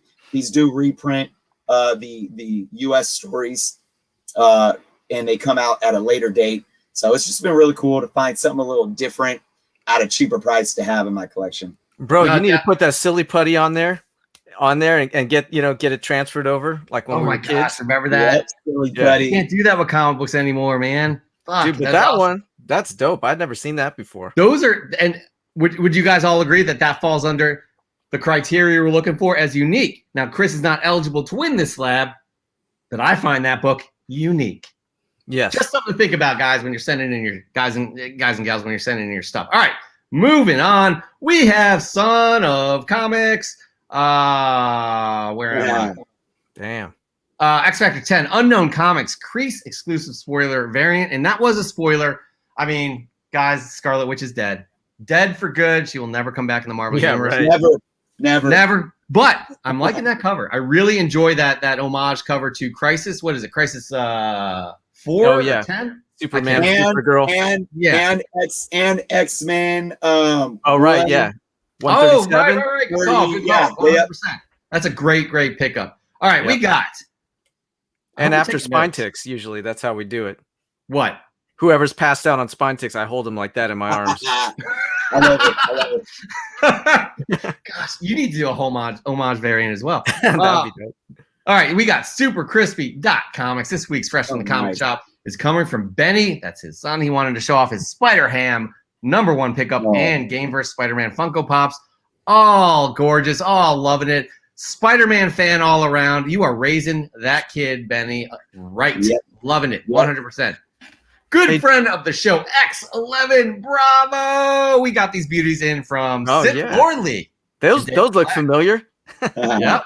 Dave Yeah. collects. And because Chris at Journals Comics and Jeff stressed presentation for Fresh from the Comic Shop, take note. That's an actual Good Asian's hand touching that copy of Good Asian, gentlemen. That's like Wolvie's hand touching a Wolvie comic. Oh, Just man. saying. I'd like to thank Battle Panda, that's his wife, for her assistance in the display, and Spine Ticks, as well as Dave collects. Yeah, another good friend of the show. All right. Hey, By Jeff. the way, y'all should be following Spine Ticks. Link is below. SpineTicks.com. It is that simple. Jesus. Jeff, can I make a request that you either highlight P. Keel's comment or read it? Okay, hold up. It's hard to catch up on this. UK porno mags are overrated. Every pick makes me want to. Oh, God. I brought that up without reading it. Oh, goodness. You can thank me later. Hey, Yeah. we got minors in the house. Oh, my God. Pete Keel, we love you, though. We do love you. Spine Ticks. I'm obviously just kidding. We I mean, love Pete Keel. we do, but I'm I just turned 18, so. kid collector. Plug your ears Listen, man. and close your eyes. We live young. That's all I'm saying. We got Peter Peanuts. Loving the name. I was finally able to finish the Trillium Limited Run 1 through 8 after reading the trade paperback many years ago. It's some lovely Lemire sci-fi goodness made after some unknown series named Sweet Tooth. Look at that Lemire. Also, the cover right there. It's so distinct. So distinct. Now, guys, perfect example of presentation is right here. Right here. Comic Ozzy. Good friend of the show. Yep. Look at man. this. It's sick. Shallow depth of field. By the way, I want to point something out before I read his comments here. This was on Tuesday he posted this. Loki was on Wednesday. So Kamikaze, just in time for Time Travel Tuesday, Avengers 8. The Kangs have landed in the PC. The Council hanging out in the back. While I don't think he will make his grand entrance, I could be wrong. I do think an influencer of time will. So excited to finally have this in my collection. I secured this awesome book from an outstanding seller here on Instagram. Man, Azores owns like 5 of those. of course he does. Of keeps course he winning does. them. Yeah. I mean, like, seriously. And this is like nothing to him. This is like pocket change to Zores. But good on you, Kamikaze. Loving that. And I'm loving this. E. Marvell, bruh. Oh, if you ain't reading Stray Dogs yet, what are you doing with your comic life? I mean, they are just on fire, these books. They are absolutely on fire, and they're doing everything right. Please be taking notes, Sith Lordly. Please be taking notes because you will have to pick one. That's me? Yeah. See, you done got the wrong spine ticket. That's usually Azores. Azores is the details man. He's in the chat. Party man. Yeah. So hopefully maybe he'll be your backup. Can I right now kind of reach out to Azores and ask to delegate, kind of have him help me with that decision? You are a guest co-host. It is your co-host spot. If you want to do it, go for it. All right, my man Azores, I see you in the chat, bro. You got to help me out with this. Because, you can't drink like 12 of these and I'm here to provide color commentary, not make hard you can't decisions. function as a judge. Well said. All right, moving on. SLAB Junior. Glad I picked up the Scotty Young Alien 1 variant. Paid a little over, but for a cover you love, that's the way it goes sometimes. I'm loving the connection here with the alien. Oh, that's sick. Yeah, it's really cool. Yeah. Well done. That's a great presentation right there, people. That's how it's done. All right, guys. My first fresh get of the week. Guys, I have had no time to go digging or finding anything interesting. And you know how sometimes Chris does the top 10 hottest comics of the week and he picks his 3 most interesting picks, and those interesting picks may be for the wrong reasons, okay? They may be for the wrong reasons. I don't know why I keep buying this. But Iron Man number 10, this has been just man. I just want to see how this ends. I just read that today. You read this? Did you like it? It was fantastic. All right. And there was the 3rd appearance of a character that was brought back from the 80s in that book. Okay. Well, here's the deal. I'm 3 issues behind on this, and I just have been like, oh, man, I think they were just leaving Earth and going out to find. It's fantastic, bro. All right. You know what? Your opinion is important to me, and I will absolutely take that and run with it. Thank you. That is my first fresh get of the week. I will continue on. I'll probably by next week's episode, I'll read all these Iron Mans. I'll catch up, and I'll report back. I promise. All right. I'm just realizing my computer may run out of power, which is great. Then we won't have a show, but no big deal. It's fun. This is wind fun. generator. Aren't you on solar now? Those cause cancer. I don't know. Moving on. You get a potato. Yes. Okay. Oh, USB potato. Yep. I don't have. Yeah. Anyways. All right. Moving on. We have Cover Junkie Comics. Oh man, I love that. This guy just started collecting, by the way, in his 40s, and that's me on the toilet, by the way. And what he brings each and every week. He's a huge Dr. Doom fan, by the way. But he says, with this gorgeous cardstock cover for Joker 5, Punchline looks dope. Every cover for this series has been great, and the story is legit too. Tinian and Johns with another banger. As a new collector, these covers stand out in my collection, and this week is no exception. And we got Ian, a.k.a. Hood Rat Comics. Props to Nowhere EGC for still having these books in my pull for cover price, plus a discount, even though I didn't pick them up last week. Still great and honest. Local comic shop, alive and well. Props to other great local comic shops. Props to Ian. He's a good friend of the show. Check out Team Nerd Herd in the description below. There's a link. He's my homie in real life, man. We kick it. For real? Yeah, for sure, man. And how far away are you guys? Isn't he in San Diego? Yeah, man. I'm not too far. He's visited me a few times. There's awesome. 2 reasons why I like that post. Number 1, Stray Dogs, and I got to co-interview the artist Trish Forstner. Right. That's what I said. You guys get amazing guests. Hey, is your link below in the description? I'm pretty sure it is. By the way, you all should be following at SithLordly. Right here, right there. And Spine Ticks. Do it. You'll be happy you did. And Hoodrat is the most generous, awesome dude in real life. And he's going on the CBSI Hot 10 tonight. Who is? Hoodrat. Oh, he is. Good for him. Yeah, Good for him.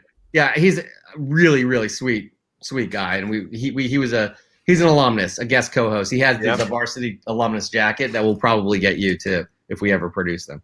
Is it going to be on. like brown like this, like the gig jacket? Yours can be a variant. Absolutely. Right.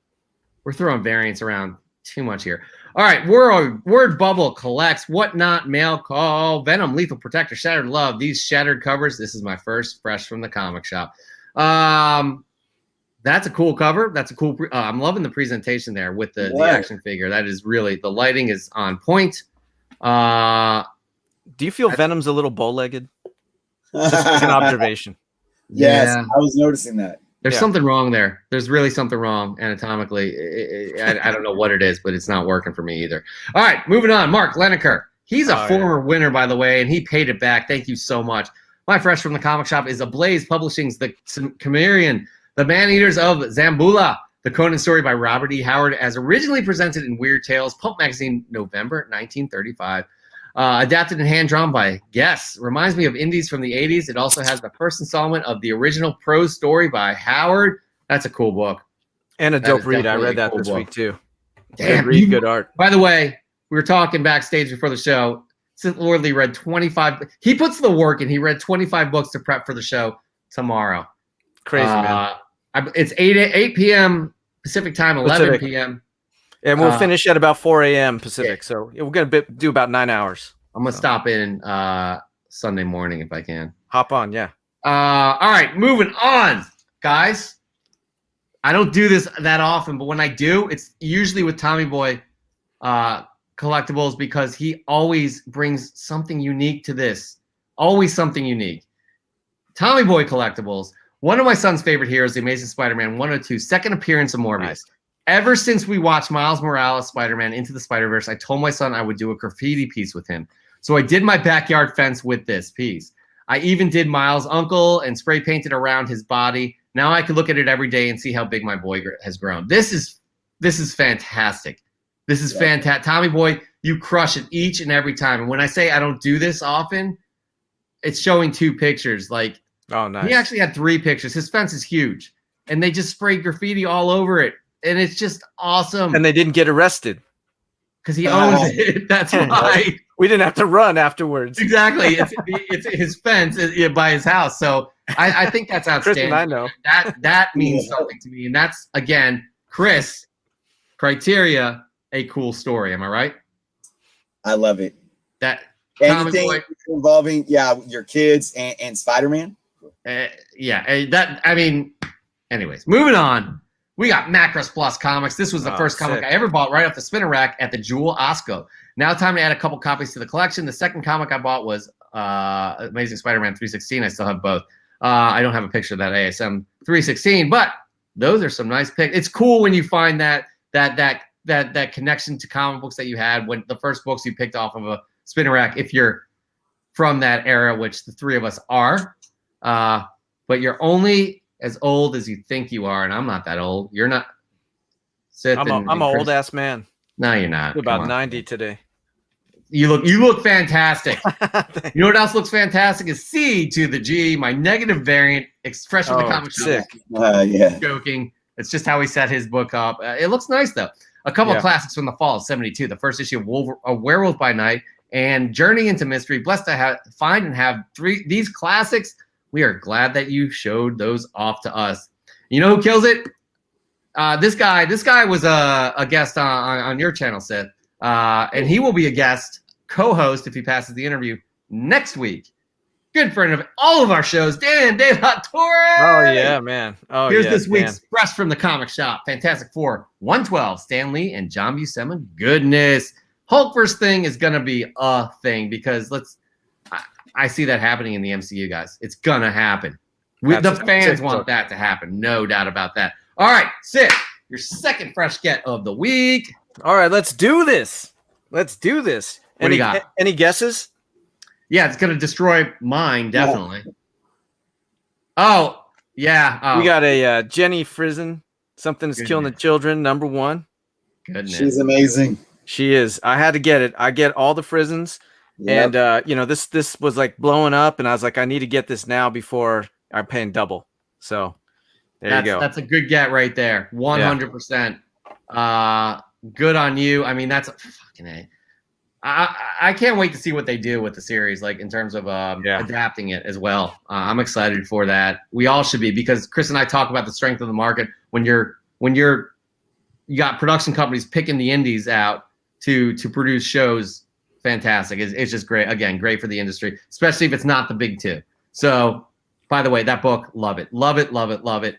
You know what else I love is all these submissions here. Comic Demon finished up a little early at the shop, so I got to make it down to my local comic shop and get some comics. I'm about 10 years behind in reading, but I'm catching up on what I can right now. That is a Federici variant up top there. That's Bane's daughter. Pretty sure that's like Joker 3 or something like that. Nice House on the Lake, and you got Punchline there. Those are some nice fresh gets. Pretty sure y'all know who this guy is, especially you, Sith. Especially Dave, me. Yeah. Excited to share this one. Nice. Flip the image, but I decided not to. He looks high. He looks like he visited Snoop's dentist. He shaved his head, shaved his beard. Yeah. But and as you can see, it's backwards.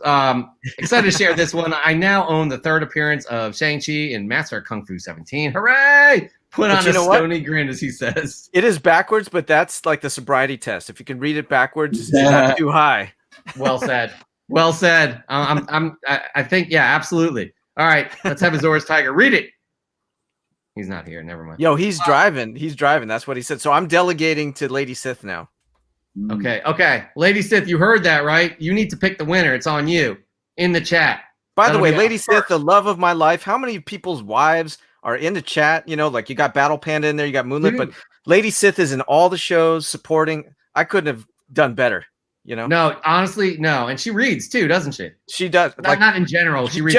Gemini mailer shows up. I'm like, yo, my comics are here. Oh, wait, it's for her. But it's really for us. So that's awesome that you guys share that. Especially, I see you guys going down to Disneyland all the time, and I think that's freaking phenomenal. Phenomenal.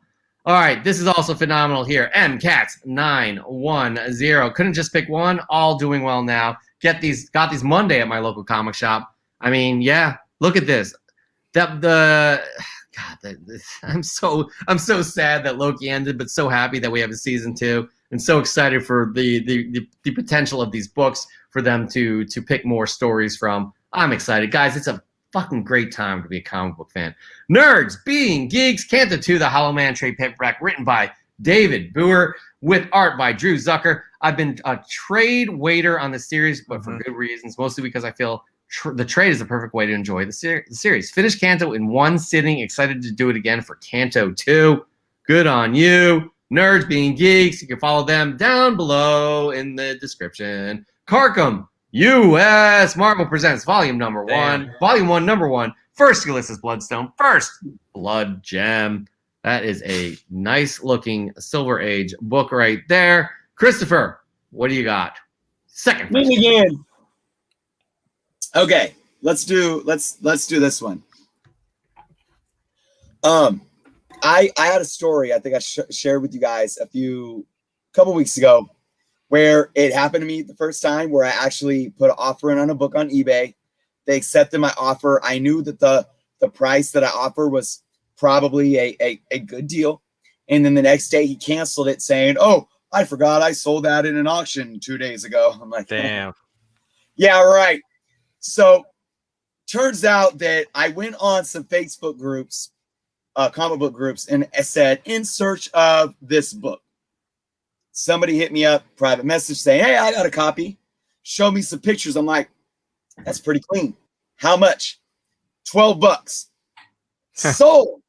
$12. Thor 229. Oh, damn. Excuse me, my voice. I'm telling you guys. This book for $12 is amazing. It's in really decent shape. It needs a press. It's got a couple small color breaks around the edges, a little bit of rounding, but it's a solid clean, bro. book. This is the first appearance of Wolverine in an ad. Oh, smart. I had to leave you hanging there for a minute. Yeah. So, obviously, in my humble opinion, it doesn't count, but some people dig that stuff. They dig. Oh, well, he was in an ad for the You first need to clarify. time. Is Yeah, it 180 I or dig that. 181? Well, there he is. We won't get into the 180, No, 181. we can't. We don't have enough time. Don't have But, enough time. But that, just because of the ad being in here, it's driven the value of this book up. And remember, I've been saying that I've been knocking out this Thor run. I think I'm like 10 books away now from completing the run. So wow, from Journey into Mystery? No. Okay. Just from 126, volume 1. What issue is that? I'm going to check my app right now if I have that. This is 229. 229. 229. I got it. Nice. Thanks for the knowledge, bro. Yeah. Oh, damn. I only got in a 4.0 though. By the way, I have to admit something, guys. I'm distracted. I had to charge my computer, otherwise the show would have gone down. Did you use a potato? Yep. Okay. Got that. I used mashed potatoes. It seems to be working. Moving on. We got 080879 lines, aka Surge. He's got the Human Torch #1, Giant Size Avengers #4. Guys, we want to hear more about what you got, why you got it, where you got it, and what it means to you. Give us some more in the description. That's all we ask for. That's a very specific number sequence, though, at the beginning of that name. Yeah. I thought it could. Is it the zip code? But no, it's something to do with his favorite team, and I cannot remember specifically what it is. I'm pretty sure we're talking soccer, aka football. But yeah, 080879 Lions, aka Surge. All right, moving on. Peterverse Comics. Sometimes they find you. Sweet McFarlane covers. I love a smash logo and that 340 sharp AF as fuck. Thanks to Canada Comic Books and Facebook group for these. Those are some nice pickups. Those are classic. It's weird because, again, that's from my era, like my early era of collecting comic books. And that Wolverine cover, the Hulk cover with Wolverine reflecting off of those Wolvie blades is it's become classic. And it's crazy. Moving on. Nuri Jordan. We figured out how to get him on Fresh from the Comic Shop. He was having problems on the Instagram, but not anymore. I got to enjoy my Inhumans #5 for a few days. And now it's off to CGC for grading. I hope I see it again before Christmas. We do too. We really do, but we shall see. I think that's a great get to have in your collections. Yelena is not going anywhere in the MCU. We'll tell you that right now. Brayman's Books. Just picked up some trade bait. I mean, look at that. He's got the classic West Coast Avengers. Nova. Yeah, Nova #1. The Throg series, for the Walt Simonson Throg series, and the Punisher limited series as well. His first foray into a solo book was that limited series. Nice pickups, man. I don't know what you would trade those for unless you already have them. Miguel.g.comics. It's finally arrived, and it's in great condition. I really think this is a very undervalued book. This is Marvel Superheroes, The Black Knight. Yeah, man. Black Knight we're going to hear a lot more about the Black Knight coming up once Eternals is released. Dane Whitman, we shall see, right? Miguel in Portugal, man. He's getting that stuff in Miguel in Portugal. What's Miguel in Portugal? That he's in Portugal. Who's it? Miguel. Oh, Miguel's in Portugal. Oh, my bad. I was like, Miguel. Yeah, no. I think he just started posting specifically for Fresh in the Comic Shop, which is freaking awesome. Unless he's on your show as well. I could be wrong. I may be confusing him with someone else. Either way, his submissions are always welcome to us. AZ Mailman 211, good friend of the show. My submission for this week's Fresh from the Comic Shop is Madame Xanadu #6 from 2008. I love this artist, by the way. The Frank Quietly variant cover, Sandman's Death of the Endless Appearance, with Madame Xanadu possibly getting her own HBO Max series along with Sandman. I think this is a good cover to be on the lookout for. I just think Frank Quietly is awesome, and I think that's just a creepy, great Frank Quietly book, to be honest with you. Here we go. This is a surprise because it's not a Silver Age book. It's not one that that could be a down payment for a house. It's pretty chill for Azores Tigers, an Azores Tigers submission. One of Sith Lordly's partners on Spine Ticks, former guest co-host on Comic Book Canon. We got, happy reading, y'all. First appearance Friday, Domino #9. Damn. First appearance of Atlas Bear. I mean, I'm also loving Miss Minutes up there in the top left-hand corner with the mug. So Azores, man, Gosh, you are a treasure. I have to say that. I saw that mug and I was like, my man is quick with getting the merch. I was like, where did he get that? You know what I mean? Did he Amazon seriously.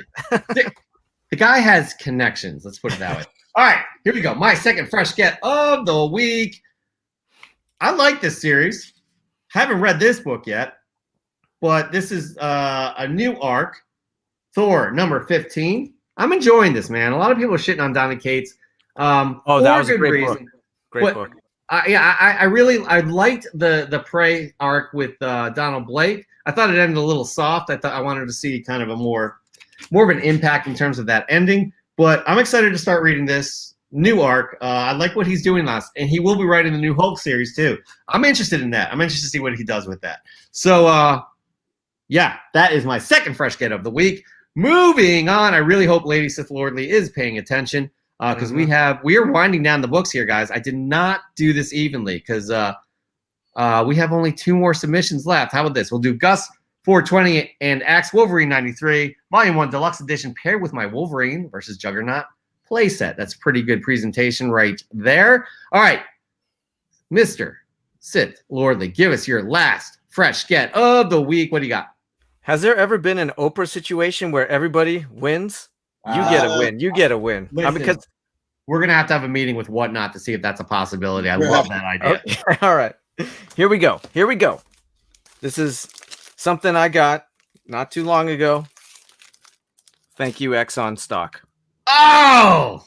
Talking about the 1 in 25 first Dr. Afra. Yeah. LaRocca Hell Berry. yeah. Yeah.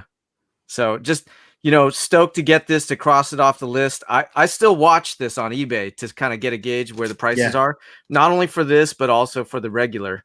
And it's every day I'm watching, like currency. Okay, is this fair to say that book it's the tip of the iceberg right now in terms of where it can go? Tip of the iceberg. Oh yeah. I mean, like if she gets announced for live action, right? That thing is going to like Miles Morales levels, right? And I mean, you're talking about her first appearance, Darth Vader #3, at only $450. You can't tell me that's not going to go north of $1,000. And that again is not to spec or whatever. I mean, I'm a personal collector, but it's like, you can buy it right now. I mean, like you got Kanan, you got Ahsoka, all those books went up. Afra is beloved. So that's the thing with Star Wars books, guys. You have your comic book collectors. Like we are all comic book collectors. I know Sith, you love Star Wars, obviously. I do. But there are also Star Wars collectors that dip their toes into the comic books, and that is going to be a sought after collectible. That 1 in 25 is going to be a sought after collectible. Let alone I didn't want to miss out on that one. It's like the Clone Wars Ahsoka. That 1 in 1,000.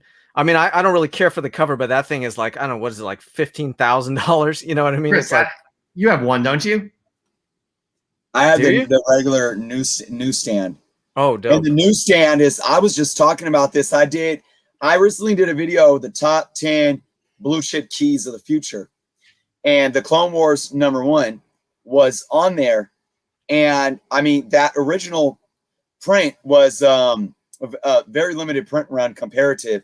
And then the newsstand was even smaller. And you think about a newsstand, low print newsstand in 2008, mostly marketed to like your Barnes and Nobles and your Borders, where they sat on magazine racks, like getting handled. Yeah, right.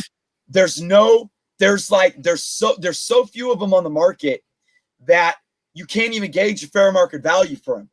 I haven't really looked at the sales in the last few months, but going into 2021, the last sale that I saw really was like a beat up reader copy. Couldn't have been better than a 4.0 raw newsstand, sold for over $700. Damn. The regular direct has gone up since then. And I'm looking at mine. It's got a few kind of deep color break and spine ticks, and that's it. Shout out to spine ticks. Yep. So it's I would say it's probably an 8.5, maybe with the press a 9.0. And somebody back in the fall, somebody tried to lowball me like $300. And I'm like, and it was this guy that did live sales on IG. Oh man. I'm like, no thanks. I'm not going to sell it to you for that. So you can go flip it on IG for a grand, but these Star Wars books, to what Jeff was saying too, there's something there that I don't think collectors understand. Whether it be those collecting that are into them still, and especially to the naysayers, because there's a whole different market, a whole different beast of what's going to drive these Star Wars books for the next like 10, 20 years, man. I'm telling you. It's its own like self-contained universe. It's like, you know, how you have Marvel and DC. Star Wars is its own thing, you know, and it's like I'm trying to read all the Star Wars and all the Marvel, give all that on Spine Ticks. It's like my head is full of so much. And imagine I had the DC in there too, plus the indies. You know what I mean? I need to multiple man myself and like make clones. Right. Oh, you go read this and then come back in, you know? It's a different day and age, again, when we first started collecting. And yeah. But I tell you what, those books behind me, that's what I really love. The bronze, you know. Take it. Oh, yeah. Yeah. I mean, come on. Yeah. Definitely. But it is a different day and age. And it's like there's so much, honestly, there's so much content in general. By the way, we're getting sidetracked here with Fresh from the Comic Shop. But this gives Lady Sith Lordly some time to figure out which one. And we're going 9 hours, so it don't matter. But you know, there's so much content to consume in general, let alone comic books. But you're talking, you know, you're talking TV, streaming platforms, films. There's only so much time in the day. So it's really hard. And again, kudos to you for keeping on top of this, Sith, because like I can't read 25 books in a week. That's incredible. I really wish I could. Maybe when things settle down for me, I will be able to. But man, I miss that being able to read that much. So I skipped 2 workouts to do it. So that's a priority. Working out the brain. Honestly, too, it shows in what you guys do with Spine Ticks too. You guys are dedicated, and I'm not bullshitting you. I'm not trying to be funny, but you are dedicated to a certain this craft of being able to talk about our hobby, because it takes a lot of work to do this, guys. It really does. And Spine Ticks does, like, in one night they do over a month worth of comic book canon shows in one night. When are you guys coming on the show, man? When are you going to plan? Take a vacation day to recover? I don't know. When are you both coming on to Spine Ticks? The live chat demands it. They want to see you there in Thunderdome. The problem is my 5-year-old daughter will be kicking my ass. She could be on the show too. We'll bring her on. There you go. She was on the show in off-camera cameo, saying she had to go potty recently. We'll talk about that. Anyway, you can just do this when she comes on screen. Just do that.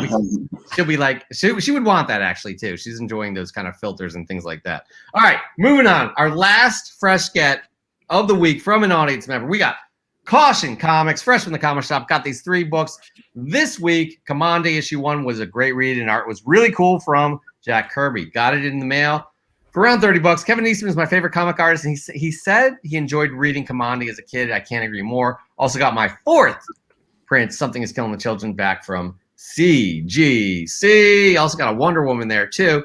That is absolutely fantastic. Christopher, what is your last fresh get of the week? Let's bring you up. Boy, oh boy. Boy, oh boy. A boy, oh boy? No, nothing like that. Okay. This is a fun pick, a little bit of a spec book. Actually, I got to give a shout out to another YouTuber. Bryce Comics does some really good content. He did a little speculation video, and I was watching, and I do what a lot of you guys do. I do it too. I'm a fan.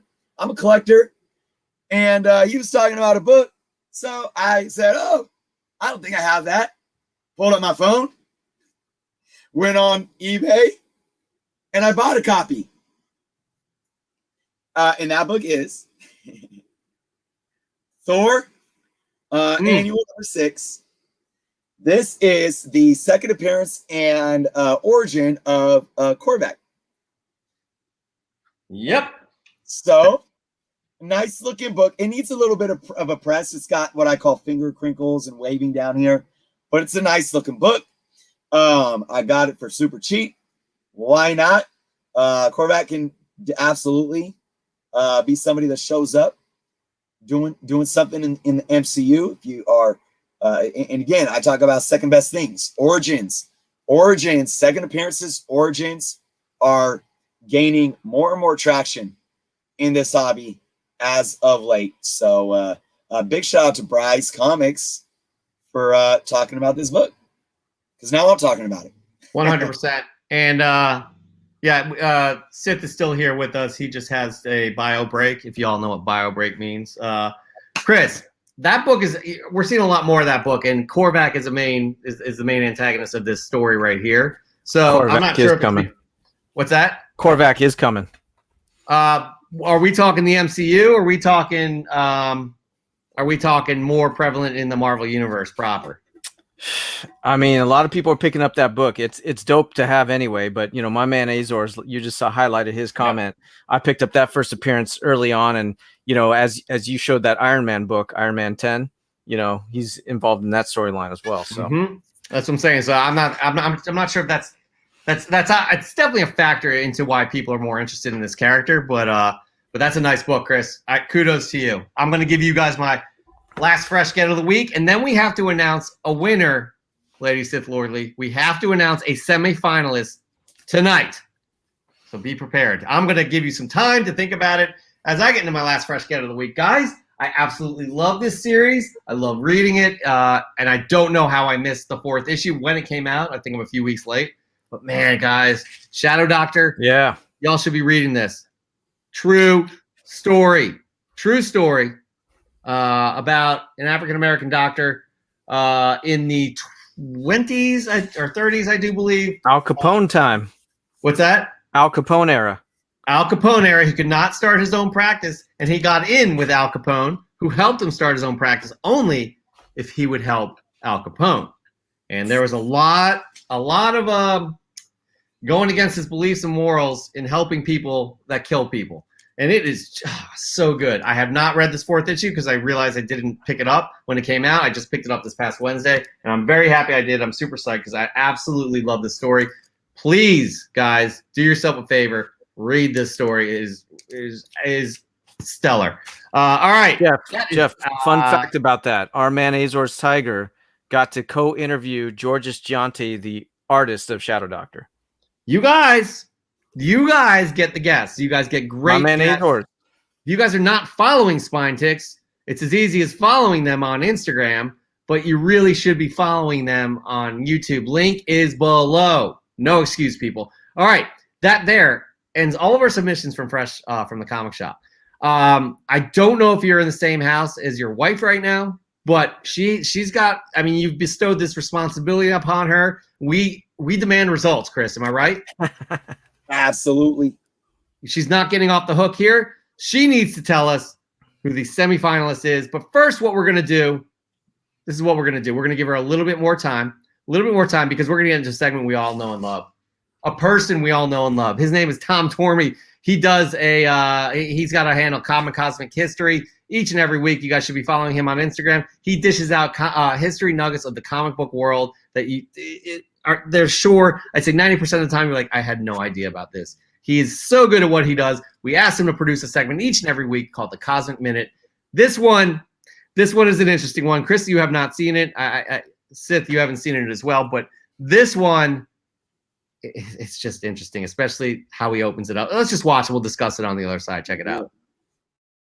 It was a Friday night. I walk into my local Blockbuster, and there on the shelves is something I've never seen before. I grab it, I rent it, I bring it home. I pop it into the VCR, and fear instantly overtakes me. This was not the movie I thought it was. This was not Flash Gordon 2. This was Flesh Gordon 2. Flesh Gordon is a mockbuster. Its sole purpose is to exploit a major motion picture with a similar theme and name. Here are 5 mockbusters that you should see, but only once. The Almighty Thor aired on the Sci-Fi Channel only days after 2011's Thor hit theaters. The movie stars Richard Grieco as Loki and WWE Hall of Famer Kevin Nash as Odin. 2012's Captain Battle Legacy War is clearly designed to capitalize on the success of 2011's Captain America movie. Legacy War is about a super soldier battling Nazis across time and space. If that sounds familiar, it should. What makes Captain Battle unique is that, unlike our other mockbusters, he was a real comic book character. 1979's The Return of Superman, also known as Turkish Superman, went so far as to use music directly from 1978's Superman the movie. Don't hold your breath for a sequel, because at the end of the movie, Superman inexplicably decides to return to his home planet. If you loved the TV show Once Upon a Time, and you loved Avengers Age of Ultron, you're going to hate Avengers Grimm. Stars Lou Ferrigno and Casper Van Dien couldn't save this terrible movie, although it did well enough to garner a sequel in 2018. 2012's The Amazing Bulk is a mockbuster designed to capitalize on the success of 2008's The Incredible Hulk. The movie is unbelievably bad. I mean, the acting, the special effects, the writing are just straight up terrible. And not a so bad it's good kind of way terrible. Straight up terrible. If you enjoyed this video, don't forget to like, share, and follow. Yeah, before we get into comments here, you guys all need to be following Tom at Cosmic Comic History. The guy dishes out the goods. So much fun watching him on our show. We are very grateful that he produces this each and every week. Guys, mockbuster, I honestly have never heard of that term. God, I thought he said Flesh Gordon, right? He was actually saying the Flesh Gordon. I was like, oh, damn, he's talking about it. Yeah, exactly. There's so much to unpack here, but yeah. My God, it's so easy to manipulate people that just don't have the time to read through some things, right? I mean, I'm not saying Tom's an idiot or anything, but let's be honest, he probably was looking for Flesh Gordon. He just was like, you know what, this story works for the segment. But the Incredible Bulk. I mean, I don't know if you guys were able to see how horrible that CG animation looked, but that's something that probably the three of us could code together and release it. No, awful. What that reminded me, because I always get these horror films, and I tell Lady Sith these are the so bad it's good ones. And she never thinks that they are, but like how Tom said, like, and they're not even that. They're not even the so bad they're good. They're just bad. Yeah, they're just terrible. Flat out horrible. Yeah, outstanding. I'm glad he dived into the Avengers Grimm. I mean, come on, like it had a sequel. It had a sequel. For fuck's sakes. All right. Anyways, moving on though. We'll have another Cosmic Minute next week with Tom, our good friend Tom Torring. But right now, Sith Lordly, Lady Sith Lordly, you have a job to do. And come on, lady. Again, Chris and I demand results. Who is the semifinalist of Fresh from the Comic Shop? Who is it? Do you have Jeopardy music? No, I'm just hoping she's yelling it to you from another room. I'm sure she's typing it in. We may have to come back to this, I guess. Yeah, exactly. All right. Lady Sith Lordly. I wish we could fire you, but we can't. All right. Here we go. Okay. She's having problems. This is what we're gonna do. We're gonna buy you some time here. Because right now, Chris, are you ready? Chris, are you ready to do this to buy some time for Lady Sith Lordly? Man, I don't know if we have any other choice.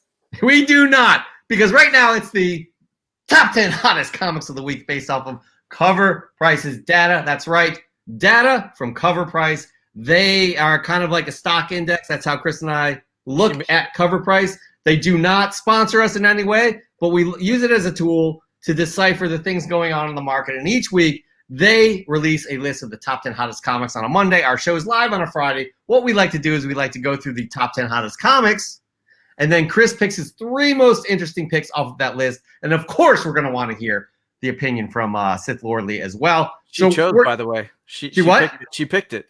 Oh my gosh. Of course, it's the heartstrings one.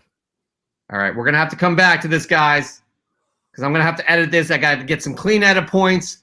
We'll come back to the top 10 hottest comics of the week, because right there, where did she say it? Anyways, I know what she's talking about. I love the art with his son. We're talking about Tommy Boy Collectibles is a semi-finalist in Fresh from the Comic Shop, and I'll tell you why. It's a sweet, sweet, sentimental story, in my opinion. And I like this pick. I really do. Yep. And I'm just trying to find it again. No police involved with that graffiti. No police involved. You got the second appearance of Morbius. You got a father-son kind of bonding experience right there, painting the fence that he owns. Tommy Boy Collections, thank you so much. You are now a semifinalist in fresh from the comic shop. Yes, congrats, Tommy. Good job, Nowhere Bound. All right, moving on. Moving on. We're gonna do it again, Chris. It is the. Hold on. Before we do it again, there's somebody in the chat. Who's in the chat? There's somebody in the chat. Oh, funny. Oh no! What? It's a variant of me. What is going on here? That's Oni OZ. Wait. Variant. Wait, we also had a variant of Sith. Yeah. I'm the only one without a variant here. Oh. We can find one for you. I got one. I think P. Keel is your variant. No, he's all pooping. Well, I mean, that's what the spy cam in your house tells me you're doing. Here we go. All right, just sit down. And Damn. You Damn. Oh, I love Cash, it. you good? You good? You got this? What's his or her name? This is Cash. Cash. What? Oh. Like Tango and Cash? Yeah. Damn. Look at All that right, face. buddy. It's almost like a Gamorrean guard. I love it. Yeah, he's a sweet boy. He's just a little insane sometimes. Now he's up. All right. Anyways, there's my variant. ODOZ, how did that happen, Chris? How did you do that? Yeah, that's my. I got a variant. That is wonderful. I'm glad you did that. I am glad you did that. Peter Thornton is happy to see Oni OZ as well. All right. Cash rules everything around me. Dollar bills, y'all. You got that right. All right, moving on. Here we go. We're going to do this again. Got to get clean out of points for the segments that we do because right now it is time Do it live. Top 10 hottest comics of the week based off of Cover Price's data. That's right, real data off of Cover Price. They release a list on every Monday of the top 10 hottest comics of the week based off of sales data. We talk about it on our Friday show and pick the 3 most interesting picks of the week. Chris deciphers those 3 picks, and we just get into a discussion about it. So let's just do it, guys. Let's just do it. We're going to talk about the top 10 hottest comics right now. I got to get my notes ready. Do it live. All right, at number 10, we have 4, 6, 17, the first appearance of Kid Loki. Y'all know why that should be on the list. Number 9, we have Avengers, the Terminatrix Objective, the first appearance of Goliath.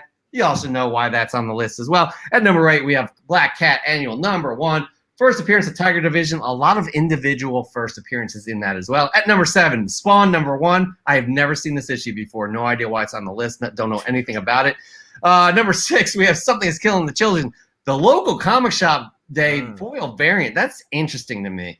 Number 5, we have White number 1, Black Mask Studios 2021. At number 4, we have Avengers number 2, 2016. Just a sweet Alex Ross cover with all of the Kangs on there. At number 3, we got Sleigh Bells, good friends of the show. I believe they're on your show as well. The Spine Ticks, Dinesh and Warren.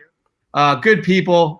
Sleigh Bells number 1. At number 2 is Infamous Iron Man number 1, Tony Stark, first AI appearance. And at number 1, I don't understand. I don't understand this, Sith. I don't understand this, Chris. X Factor number 10, the death of Scarlet Witch. Temporary. Probably. I mean, you don't have a crystal dead. ball there, right? You're not using any sort of wizardry or magic spells to figure this out, are you? Uncle Ben dies. Like when does Uncle Ben come back? Right? Like why can't he come back? I mean, everybody else will come back. At this point, Right? no. Right? At this point, no. Uncle Ben. Give him like superpowers, man. Give him like an extra beanbag or something. I don't know. I think people would riot. Call him. How about Ben Pool or Spider Ben? Ben Pool. That's awesome. I like it. A 65-year-old man in a Deadpool suit. Oh No, in Gwenpool's outfit. Put him in that. That would be that'd be awful. Amazingly awful, though. All right, Chris, you got 3 interesting picks here. Give us your first interesting pick. What do you got? What do you got? Well, again, I wasn't hugely impressed with this list. Some rollovers from last week again, but I was able to pick 3. My number 3 pick was Avengers 2. Really interesting book, hitting the top 10. This was the 2016 run. I love Alex Ross, so I absolutely love this cover. this cover obviously features Kang and some of his variants, Kang, Immortus, Ramatut, Iron Lad. Now, let's look at these numbers here. 244% increase in sales with a $25 high raw sale. I picked this book because what this is showing me is, again, everyone has their eyes on the MCU. Everyone is watching these movies and watching these shows and is just going out and buying what they're seeing, buying what they think is coming. And I am all for that. And to an extent, they're doing it with books that aren't even essentially keys. So to my knowledge, all this book really is a cover featuring all of these variants. And we are going to presume, and again, a little bit of a spoilers, but not much. We're going to presume that we may see more of these variants in the MCU when it comes to Kang. So, and that's it. Now, you know, you can look at this $25 high raw and take that with a grain of salt. Will this book be a $20, $25, $30 book long term? Will it even increase further in value? I'm going to sit here and say no. And that's not why I picked it, though. I picked it because even if this price, you know, goes back down and the book kind of dies off some, and maybe a couple weeks from now, nobody even cares about this book anymore. At least to, you know, make it hit the top 10. I just think there is a love for the hobby. I don't really, I mean, and I'm going to ask you guys, Sid, Jeff, you know, do we really think that people, and maybe some are, but do we really think the majority of people that are going and buying this book are like, I'm going to go buy anything Kang because I want to flip it and get rich? Or is it just something in this day and age where we see these characters manifest in the MCU and we want to collect anything that's hot that features those characters just because we're involved in the characters and in the collector in us we want to have it, right? I got a few observations. Number one, I remember when Secret Wars 1984 came out, nobody gave a shit about Kang or the Beyonder or Molecule Man or Ultron. But you know what I mean? That's when I really got my first exposure to Kang.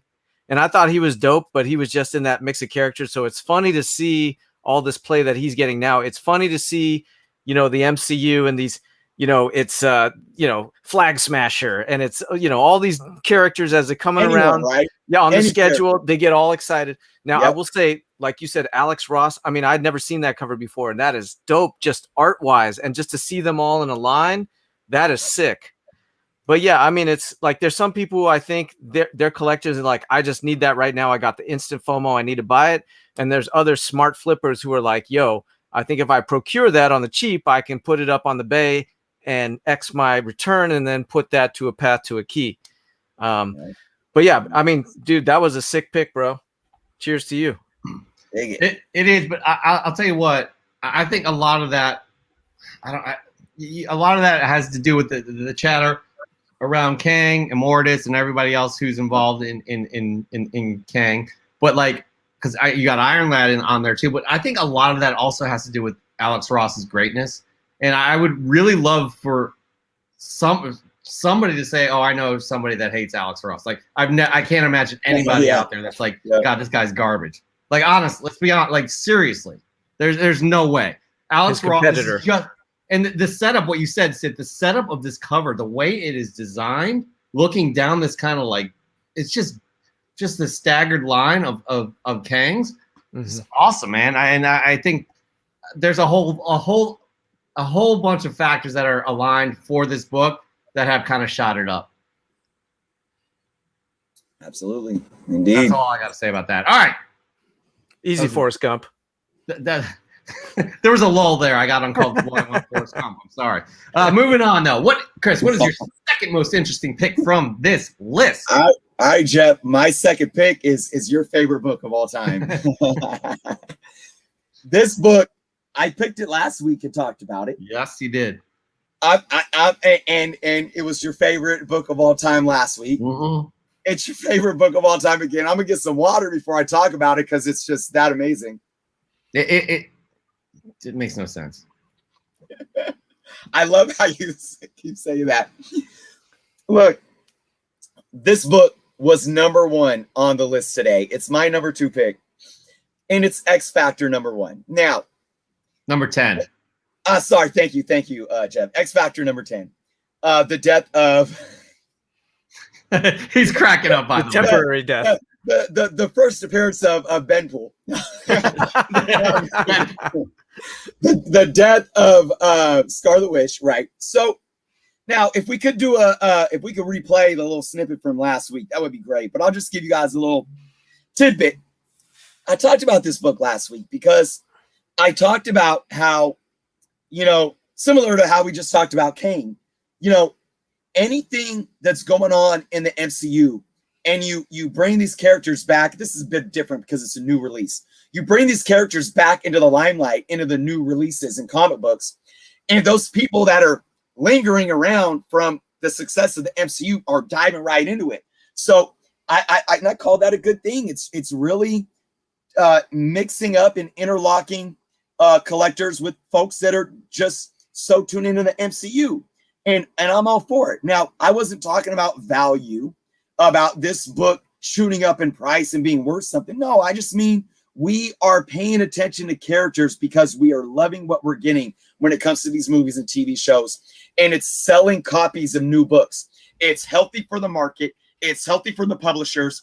And the fact that this book was selling for $50+ or $40+ on eBay last week shows that when it came out and hit the shelves, it sold out because people weren't able to go to the LCS and find it. So they were willing to pay more to buy it off of eBay and such, right?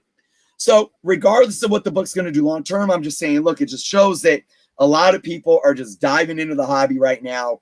And we have the MCU to thank to really getting us in both of these different medias and tying them together. Great, right? So Jeff and I both agreed, though, it's like, look, when it comes to the long scheme of things, the death of Scarlet Witch. Okay, I mean, come on, guys. Really? Now, let's look at what this book has done since last week. Okay? It sold 53 more copies this week, which is great. That's why it was #1. I don't think, was it #1 or #2 last week, Jeff? I can't remember. I don't Can't think remember. It was #1 or 2. It was one of them. But it's hit #1. But check this out. Last week, it had a high raw sale of $45. This week's high raw sale, $17. Recent average, $8. So what is this book already doing? It's dropping in price. It's dropping in price. So that's why I'm teasing Jeff, saying it's his favorite book of all time. Jeff, Jeff is like, this book, why are people paying $45 for this book? And I'm right with you, Jeff. But I'm going to tell you again, I like that this book is here because this book dropped in value almost back down to cover price, and it's still selling. And that, to me, is a good thing because people are still just buying comic books. And it's that simple to me when it comes to this. It's not always about the value or the price that people are paying. That's fair. That's fair. I guess it's an interesting kind of storyline for maybe new collectors that are like, oh shit, Scarlet Witch died, what have you. But Sith, I've probably known you for almost a year now. I don't know you that well, but I feel like I know you well enough to know you wouldn't pay $45 for this comic book, right? I sent you those candid photos of me, right? No, like my man Azor says in the chat, FOMO, right? But I will say, especially with these X titles, they're doing interesting things, man. I mean, you read just last week, X-Force 21, right? Had the second appearance of Manslaughter. You don't know who that is? Tune into my man Azor's The Professor dropping knowledge, right? You take Hellions 13, second appearance of Locust Vial. Go back to 10 of Swords. So I mean, I think there's a lot of interesting things in those X titles. I'm not paying $45. I'm waiting. I'm letting it cool down. But at the same time, the best thing I did as a kind of a reader collector is I started reading these comics and putting them on slides and documenting all the interesting things. The first appearance, second appearance. What is this? Why did they bring a character back from the 80s and slap a second appearance? What are they doing with that? Look at these MCU movies. I mean, all these obscure characters that they're putting in and using, right? And my whole thing is I just don't want to pay more for a book I want. I want to grab that at a less price. Some people want to flip them, and that's cool too. But as a collector, I want to stay on top of this to get the books I want and pay less, not $45. That's part of the game too, and that's actually exciting as well. But I agree, not $45. But it goes to what you're saying too. Read the books as well. Yeah. That's how you're going to gain the most knowledge about this, right? Is reading the books and taking it all in. And the more you're knowledgeable about these books, you're not going to get caught up into this FOMO of like, Chris, you love doing your key collector dance. It's basically, you do it better than me, but notification. I don't know. You do that way better than me. Your dance is awesome. Again, the best advice anybody can give anybody in this hobby is read and do your research. That'll help you avoid any sort of situations where you're paying $45 for this book. I cannot believe somebody paid $45 for this book. Anyways, moving on, Chris. Before we get into number one, I do want to say though, again, going back to Kevin Feige being in control of the comic books right now, and to what Sith was saying, it's good to pay attention to what's going on in the new releases as well, because we know, and Jeff, you and I have talked about this a lot. We're going to start seeing stuff happen in the new books that can then go over to the movies. Like, why do they bring Harley, the kid from Iron Man 3 into the comic books and Web of Spider-Man #1, because you start building it up, because we talked about this. Kevin Feige doesn't want, because they did that when the MCU started getting big, and when they did the Marvel Now thing in 2012, right? And they started like taking everything that was going on in the movies and trying to duplicate that in the comic books. It don't work that way. You gotta insert it into the comic books and then allow it to then fall into the movies. And I'm seeing this happen more and more. That's why, look, we already had something in WandaVision that's seemingly not even retconning, but adding depth to Wanda's origin, about her having these powers all along. Is she a mutant? Now Wanda is being brought back in to the X books. Why is that happening? We have WandaVision coming up. We know X-Men are coming. So, again, I think there's a lot going on where a lot of these things are going to be coming back into play in the MCU. And like Sis said, man, read your books. And like I say, take advantage of pull lists, take advantage of the previews orders where you get 35% off. There's no need to pay for this book for $45. But those that are, I just hope you're doing your research. And I hope you're one of those that, maybe you just want to read the book. You missed out and you can't wait to see what's happening in that issue. And you're rolling in dough and you don't care about paying $45 for it, even if it's worth $17 or $8 the next week. I don't know. Yeah, and Jeff, to Chris's point, I mean, I was just at Disney California Adventure on the Web Slingers ride. They got a portrait of Harley up on the wall. You don't put a portrait of Harley up on the wall if you don't plan to do something with him, right? I mean, it's like they got like five different characters on the wall there. They made a conscious decision like, hey, we're going to put these characters up and then we're going to make a comic book out of this damn ride, right? I mean, they're thinking they're ahead of us. And so we're just trying to keep up. It's the Feige effect, man. Like he's running shit. He's running it. He runs it, guys. And I don't think I don't think there are just coincidences here, right? I don't. Like you going to the Avengers campus or whatever that is. It's like, and he was also in for a split second in Endgame. They brought him back for that. It was a nice sentimental touch, right? But really, did they? The touch was there with all of those people coming out to see. Anyways, it's fascinating because most of the people, even myself, I'm like, who the fuck is this kid? Like, who is this person? Like, and then it's like you had to read after the fact. Oh, it's Harley Keener, the kid from Iron Man 3. 10 years ago, you don't even recognize him at all. Feige runs shit, so we'll see. And I agree with Azor. Like I say, 100%. I'm in on this. In Feige, we trust 100%. Like absolutely, he's never done us wrong. You know, there have been some subpar films from the MCU, not good actually, but their batting average is. I like that. I like the batting average analogy. They're doing well. Do we get to guess what Chris's number one pick is? Yeah, let's do it. Ooh, I'll bring that. That'll be fun. We've never done that before. Yeah, let's do it. Everybody guess in the chat, but go for it, Sith. What's my number one pick? Obviously, it's not number one on the list because we already talked about that. Right. I mean, I can go two ways. I can go culturally, or I can go, popularity wise. I think I'm gonna. I mean, okay. I'm gonna have one filed away as a backup. This is cool. I'm thinking he's gonna roll with White. Okay, I want to see if anybody has anything to say in the comments here. It doesn't look. I think P-Kill says Avengers. I guess that's the Terminatrix one. Okay. Number 9. What 8 or 9? My backup, by the way, is something that's killing the children. 7. No, nobody's gotten it, guys.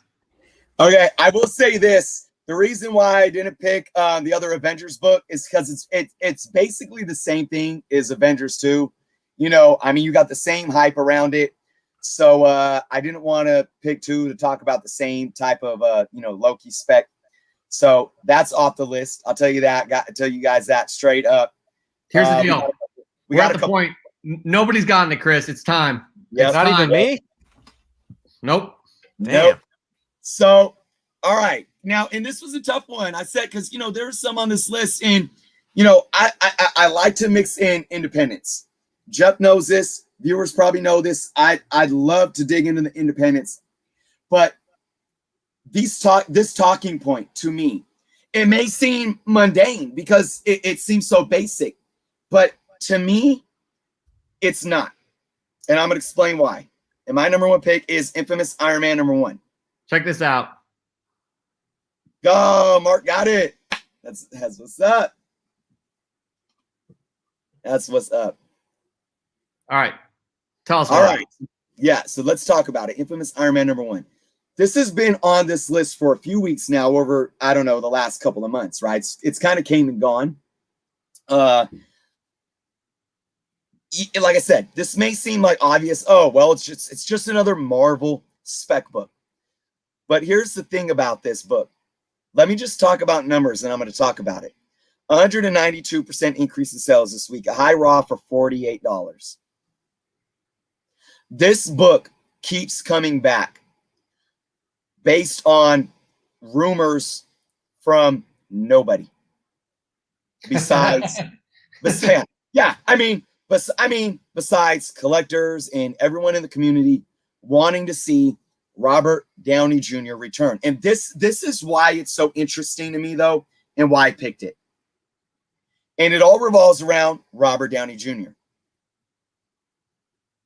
Robert, first off, we thought we were going to get, there was so much talk, even I don't remember, I'm sure, I believe like Screen Rant even was talking about it. Some of the Hollywood Reporter, even the big outlets, the trustworthy outlets were saying, Robert Downey Jr. rumored to make a cameo appearance in the Black Widow film. That didn't happen. The director came out and said, we were talking about it, we were thinking about it. I don't think they filmed anything, but they said we scrapped the idea because we didn't want the viewers to feel like Scarlett Johansson needed any kind of support to hold her own weight in her own film. I get that. They didn't go there. Are we really banking on Robert Downey Jr. making a return to the MCU? And if so, on a Disney Plus platform with an Ironheart TV show. So one part of me is like, that's not how it's gonna go. There's no way. There's just no way. He died. We're gonna, he's killed off. He's not gonna, if he comes back, it's gonna be in some epic way that I don't even know, right? But then there's another part of me that looks at this Ironheart show being greenlit so early on. I think a lot of us could probably sit and say, once we knew that Tony was gone, we're going to get Ironheart at some point. Yep. I did not expect it to come this fast. So then you ask the question, how are they going to flesh out this character? How are they going to explain Ironheart right away after Tony Stark's death? I mean, and then you start thinking about it, and you start putting it together. What can really drive this series? Question mark, question mark, question mark. Can an Ironheart series really do the Iron Man legacy justice from a character that we never seen and never heard of and know nothing about in the MCU? Can it hold its own legs without having a Tony Stark presence? You know, I mean, like straight up raw, you know what I mean? Like, because usually they bring in those characters a little bit and then give them more of a spotlight. If you're just like, hey, straight up Riri, here you go, there could be a lot of spotlight on that. But you bring in, you know, kind of an AI presence, or what about a variant? I mean, this whole variant situation is, I mean, like with Black Panther, I mean, you can do a lot with that now and explain that away. As Azor says, anything is fair game now, you know? Yeah. I don't know. I do hear what you're saying. It's like, yeah, I think Riri would be a success on her own. I'd watch it. I'm definitely going to watch it, no doubt. I'm super psyched for it. But I think Riri would be a success on steroids if Downey Jr. was involved in any way, even only if it's his voice. Even only if it's his voice. Now, is that a business move or is that a content move? I don't know. I don't know. Both. I don't know, because the way they've laid things out in the MCU, you have Peter Parker being kind of his protege, right? Yep. He's gone. Iron Man is gone. Tony Stark is gone in the MCU. How does that set up for Riri to be his protege in a way? You know, Yep. So Yet he's alive in comics. That's the weird thing, right? Like you have Iron Man alive in comics, but dead in the MCU. And that just goes to show you kind of the different forks that they really are, comics and the MCU. You know, Right. yeah. The and here's comics a good aren't point, though. Isn't inspiration. there going to be an Armor Wars show with Rhodes? Yes, maybe Yep. Rhodes could be the kind of the mentor. I don't Yep. know, but he's not. Rhodes isn't the kind of the genius, the inventor. He's the guy that fucks shit up. Is basically what You know he what? does. I'm so glad Tony brought this up, though, and I don't mean to be like Captain Obvious here, but if we look at ethnicity of the two characters, there could be a way that makes sense of how she gets brought in. She could be like a niece or somebody of Rhodey, and there's a relationship there that might make it work. Because again, the one thing, here's the thing with me. I don't think there's going to be a variant of Robert Downey Jr. of Tony Stark played by Robert Downey Jr. To me, that totally makes his death just Waters diminish. it down. It waters it down. It's like, oh well, so much for that moment. Now, there could be an alligator Tony Stark as a variant. Oh yes, bring him in. Something like that. So I'm taking that off the table, right? And I'm with Jeff. How are they gonna? I don't see Tony Stark being a mentor to somebody else other than Peter Parker, or it diminishes all that they built. But if you bring in another mentor to Rhodey, and then have the Tony Stark AI tech there, it takes away that mentorship, but yet you still get the support of the voice of Robert Downey Jr. I'd hate to be AI because I couldn't drink these beers. You'd be really frustrated. Like I it would, would be man. so frustrating. This is what's fun about the MCU at this point now. It can go anywhere, especially with this multiverse being introduced in Loki. Literally, like you see it the way that it's being explained, the multiverse. It can absolutely go anywhere. I'm excited for Riri. I'm excited for everything we have coming up with the Marvel Universe. So it's just. I'm gonna say my prediction. Can I? Yeah, you're allowed. It's your show too. My prediction is this. I think, remember, because we got the kind of a teaser of the AI at the end of Endgame where he was talking to his daughter.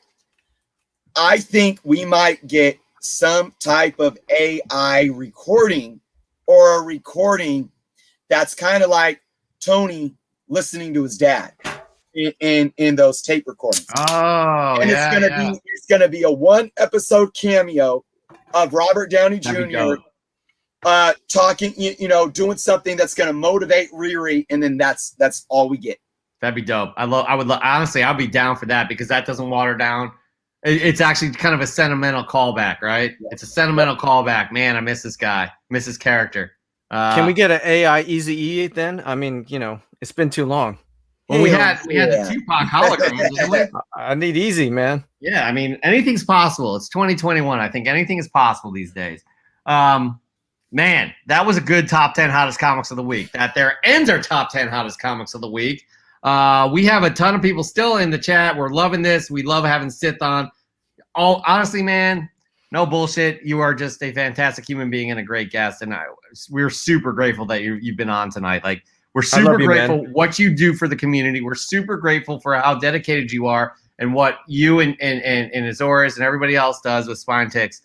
You guys are crushing it. And I'm not ending the show right now. I'm just saying how I feel. We wish you only the best. So I appreciate it, man. There's my sentimental kind of rant. I'm not going to say it again. Okay. I said it. Can I reply?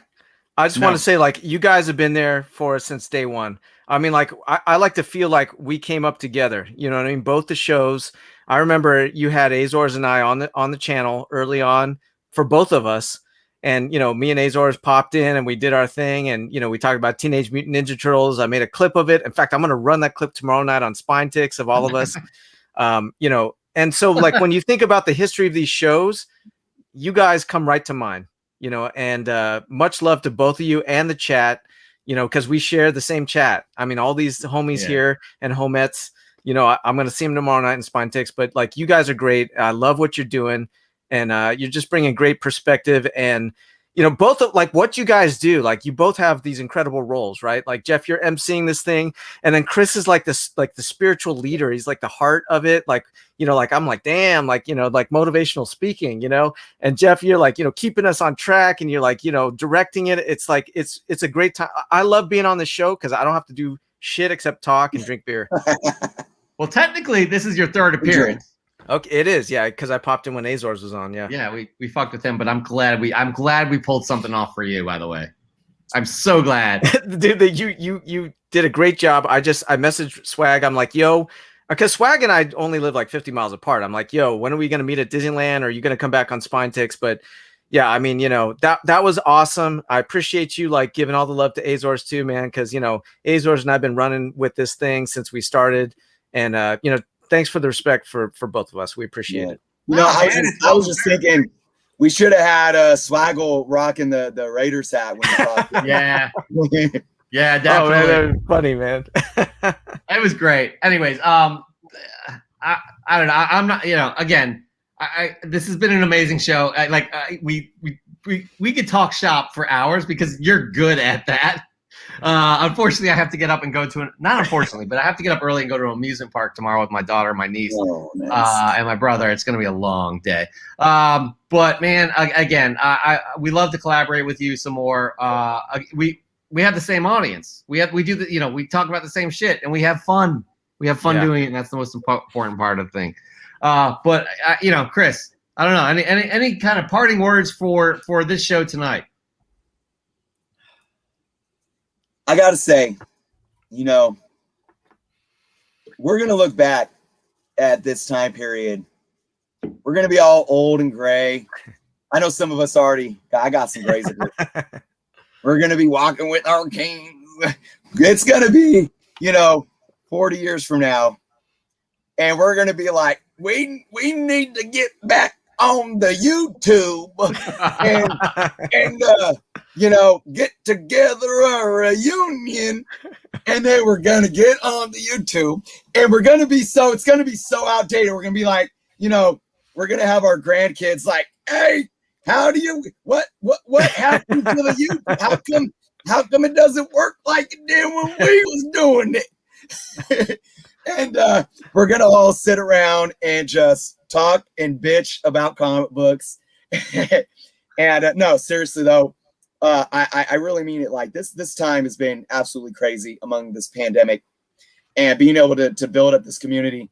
And I will say this again, when we have great guests on, like Sith and all the other folks that we've had, I can't freaking wait. Can't wait until the day where we do this live in person. And it's just, man, I'm telling you, it's gonna be like the 1995 MTV beach parties, man. We're just, we're gonna have Bill Bellamy in the house. It's just gonna be Dirt Nasty's gonna show up. Yeah, man. That's yeah, man. So I'm just glad to be a part of this. And Sid, thank you so much for coming on tonight, hanging out, and just making it another awesome episode. Oh man, that was incredible. Like I almost drank a 6-pack right here. I'm like in a 2.5 hours, I drank 5 beers. So that's good. And after this, I'm gonna kick it with Lady Sith. But dude, this has been a great time. I mean, Friday nights I already watch you anyway. So it's just like I'm in front of the camera instead of just in the chat. But yeah, I mean, this has been dope. Thank you so much for having me on. The chat is the best. I see all the names, that I recognize. I love everybody in the chat. And what can I say, man? Chris, you said it all, man. I can't wait till we do it in person. I can tell you this won't be the last time you're on the Canon, and we look forward to the next time.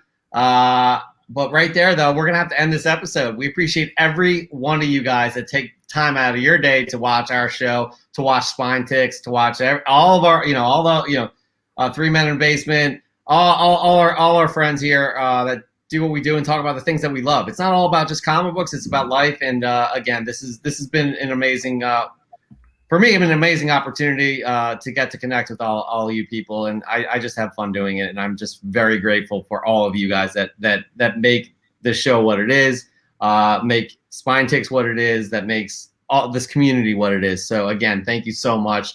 We will be back next week.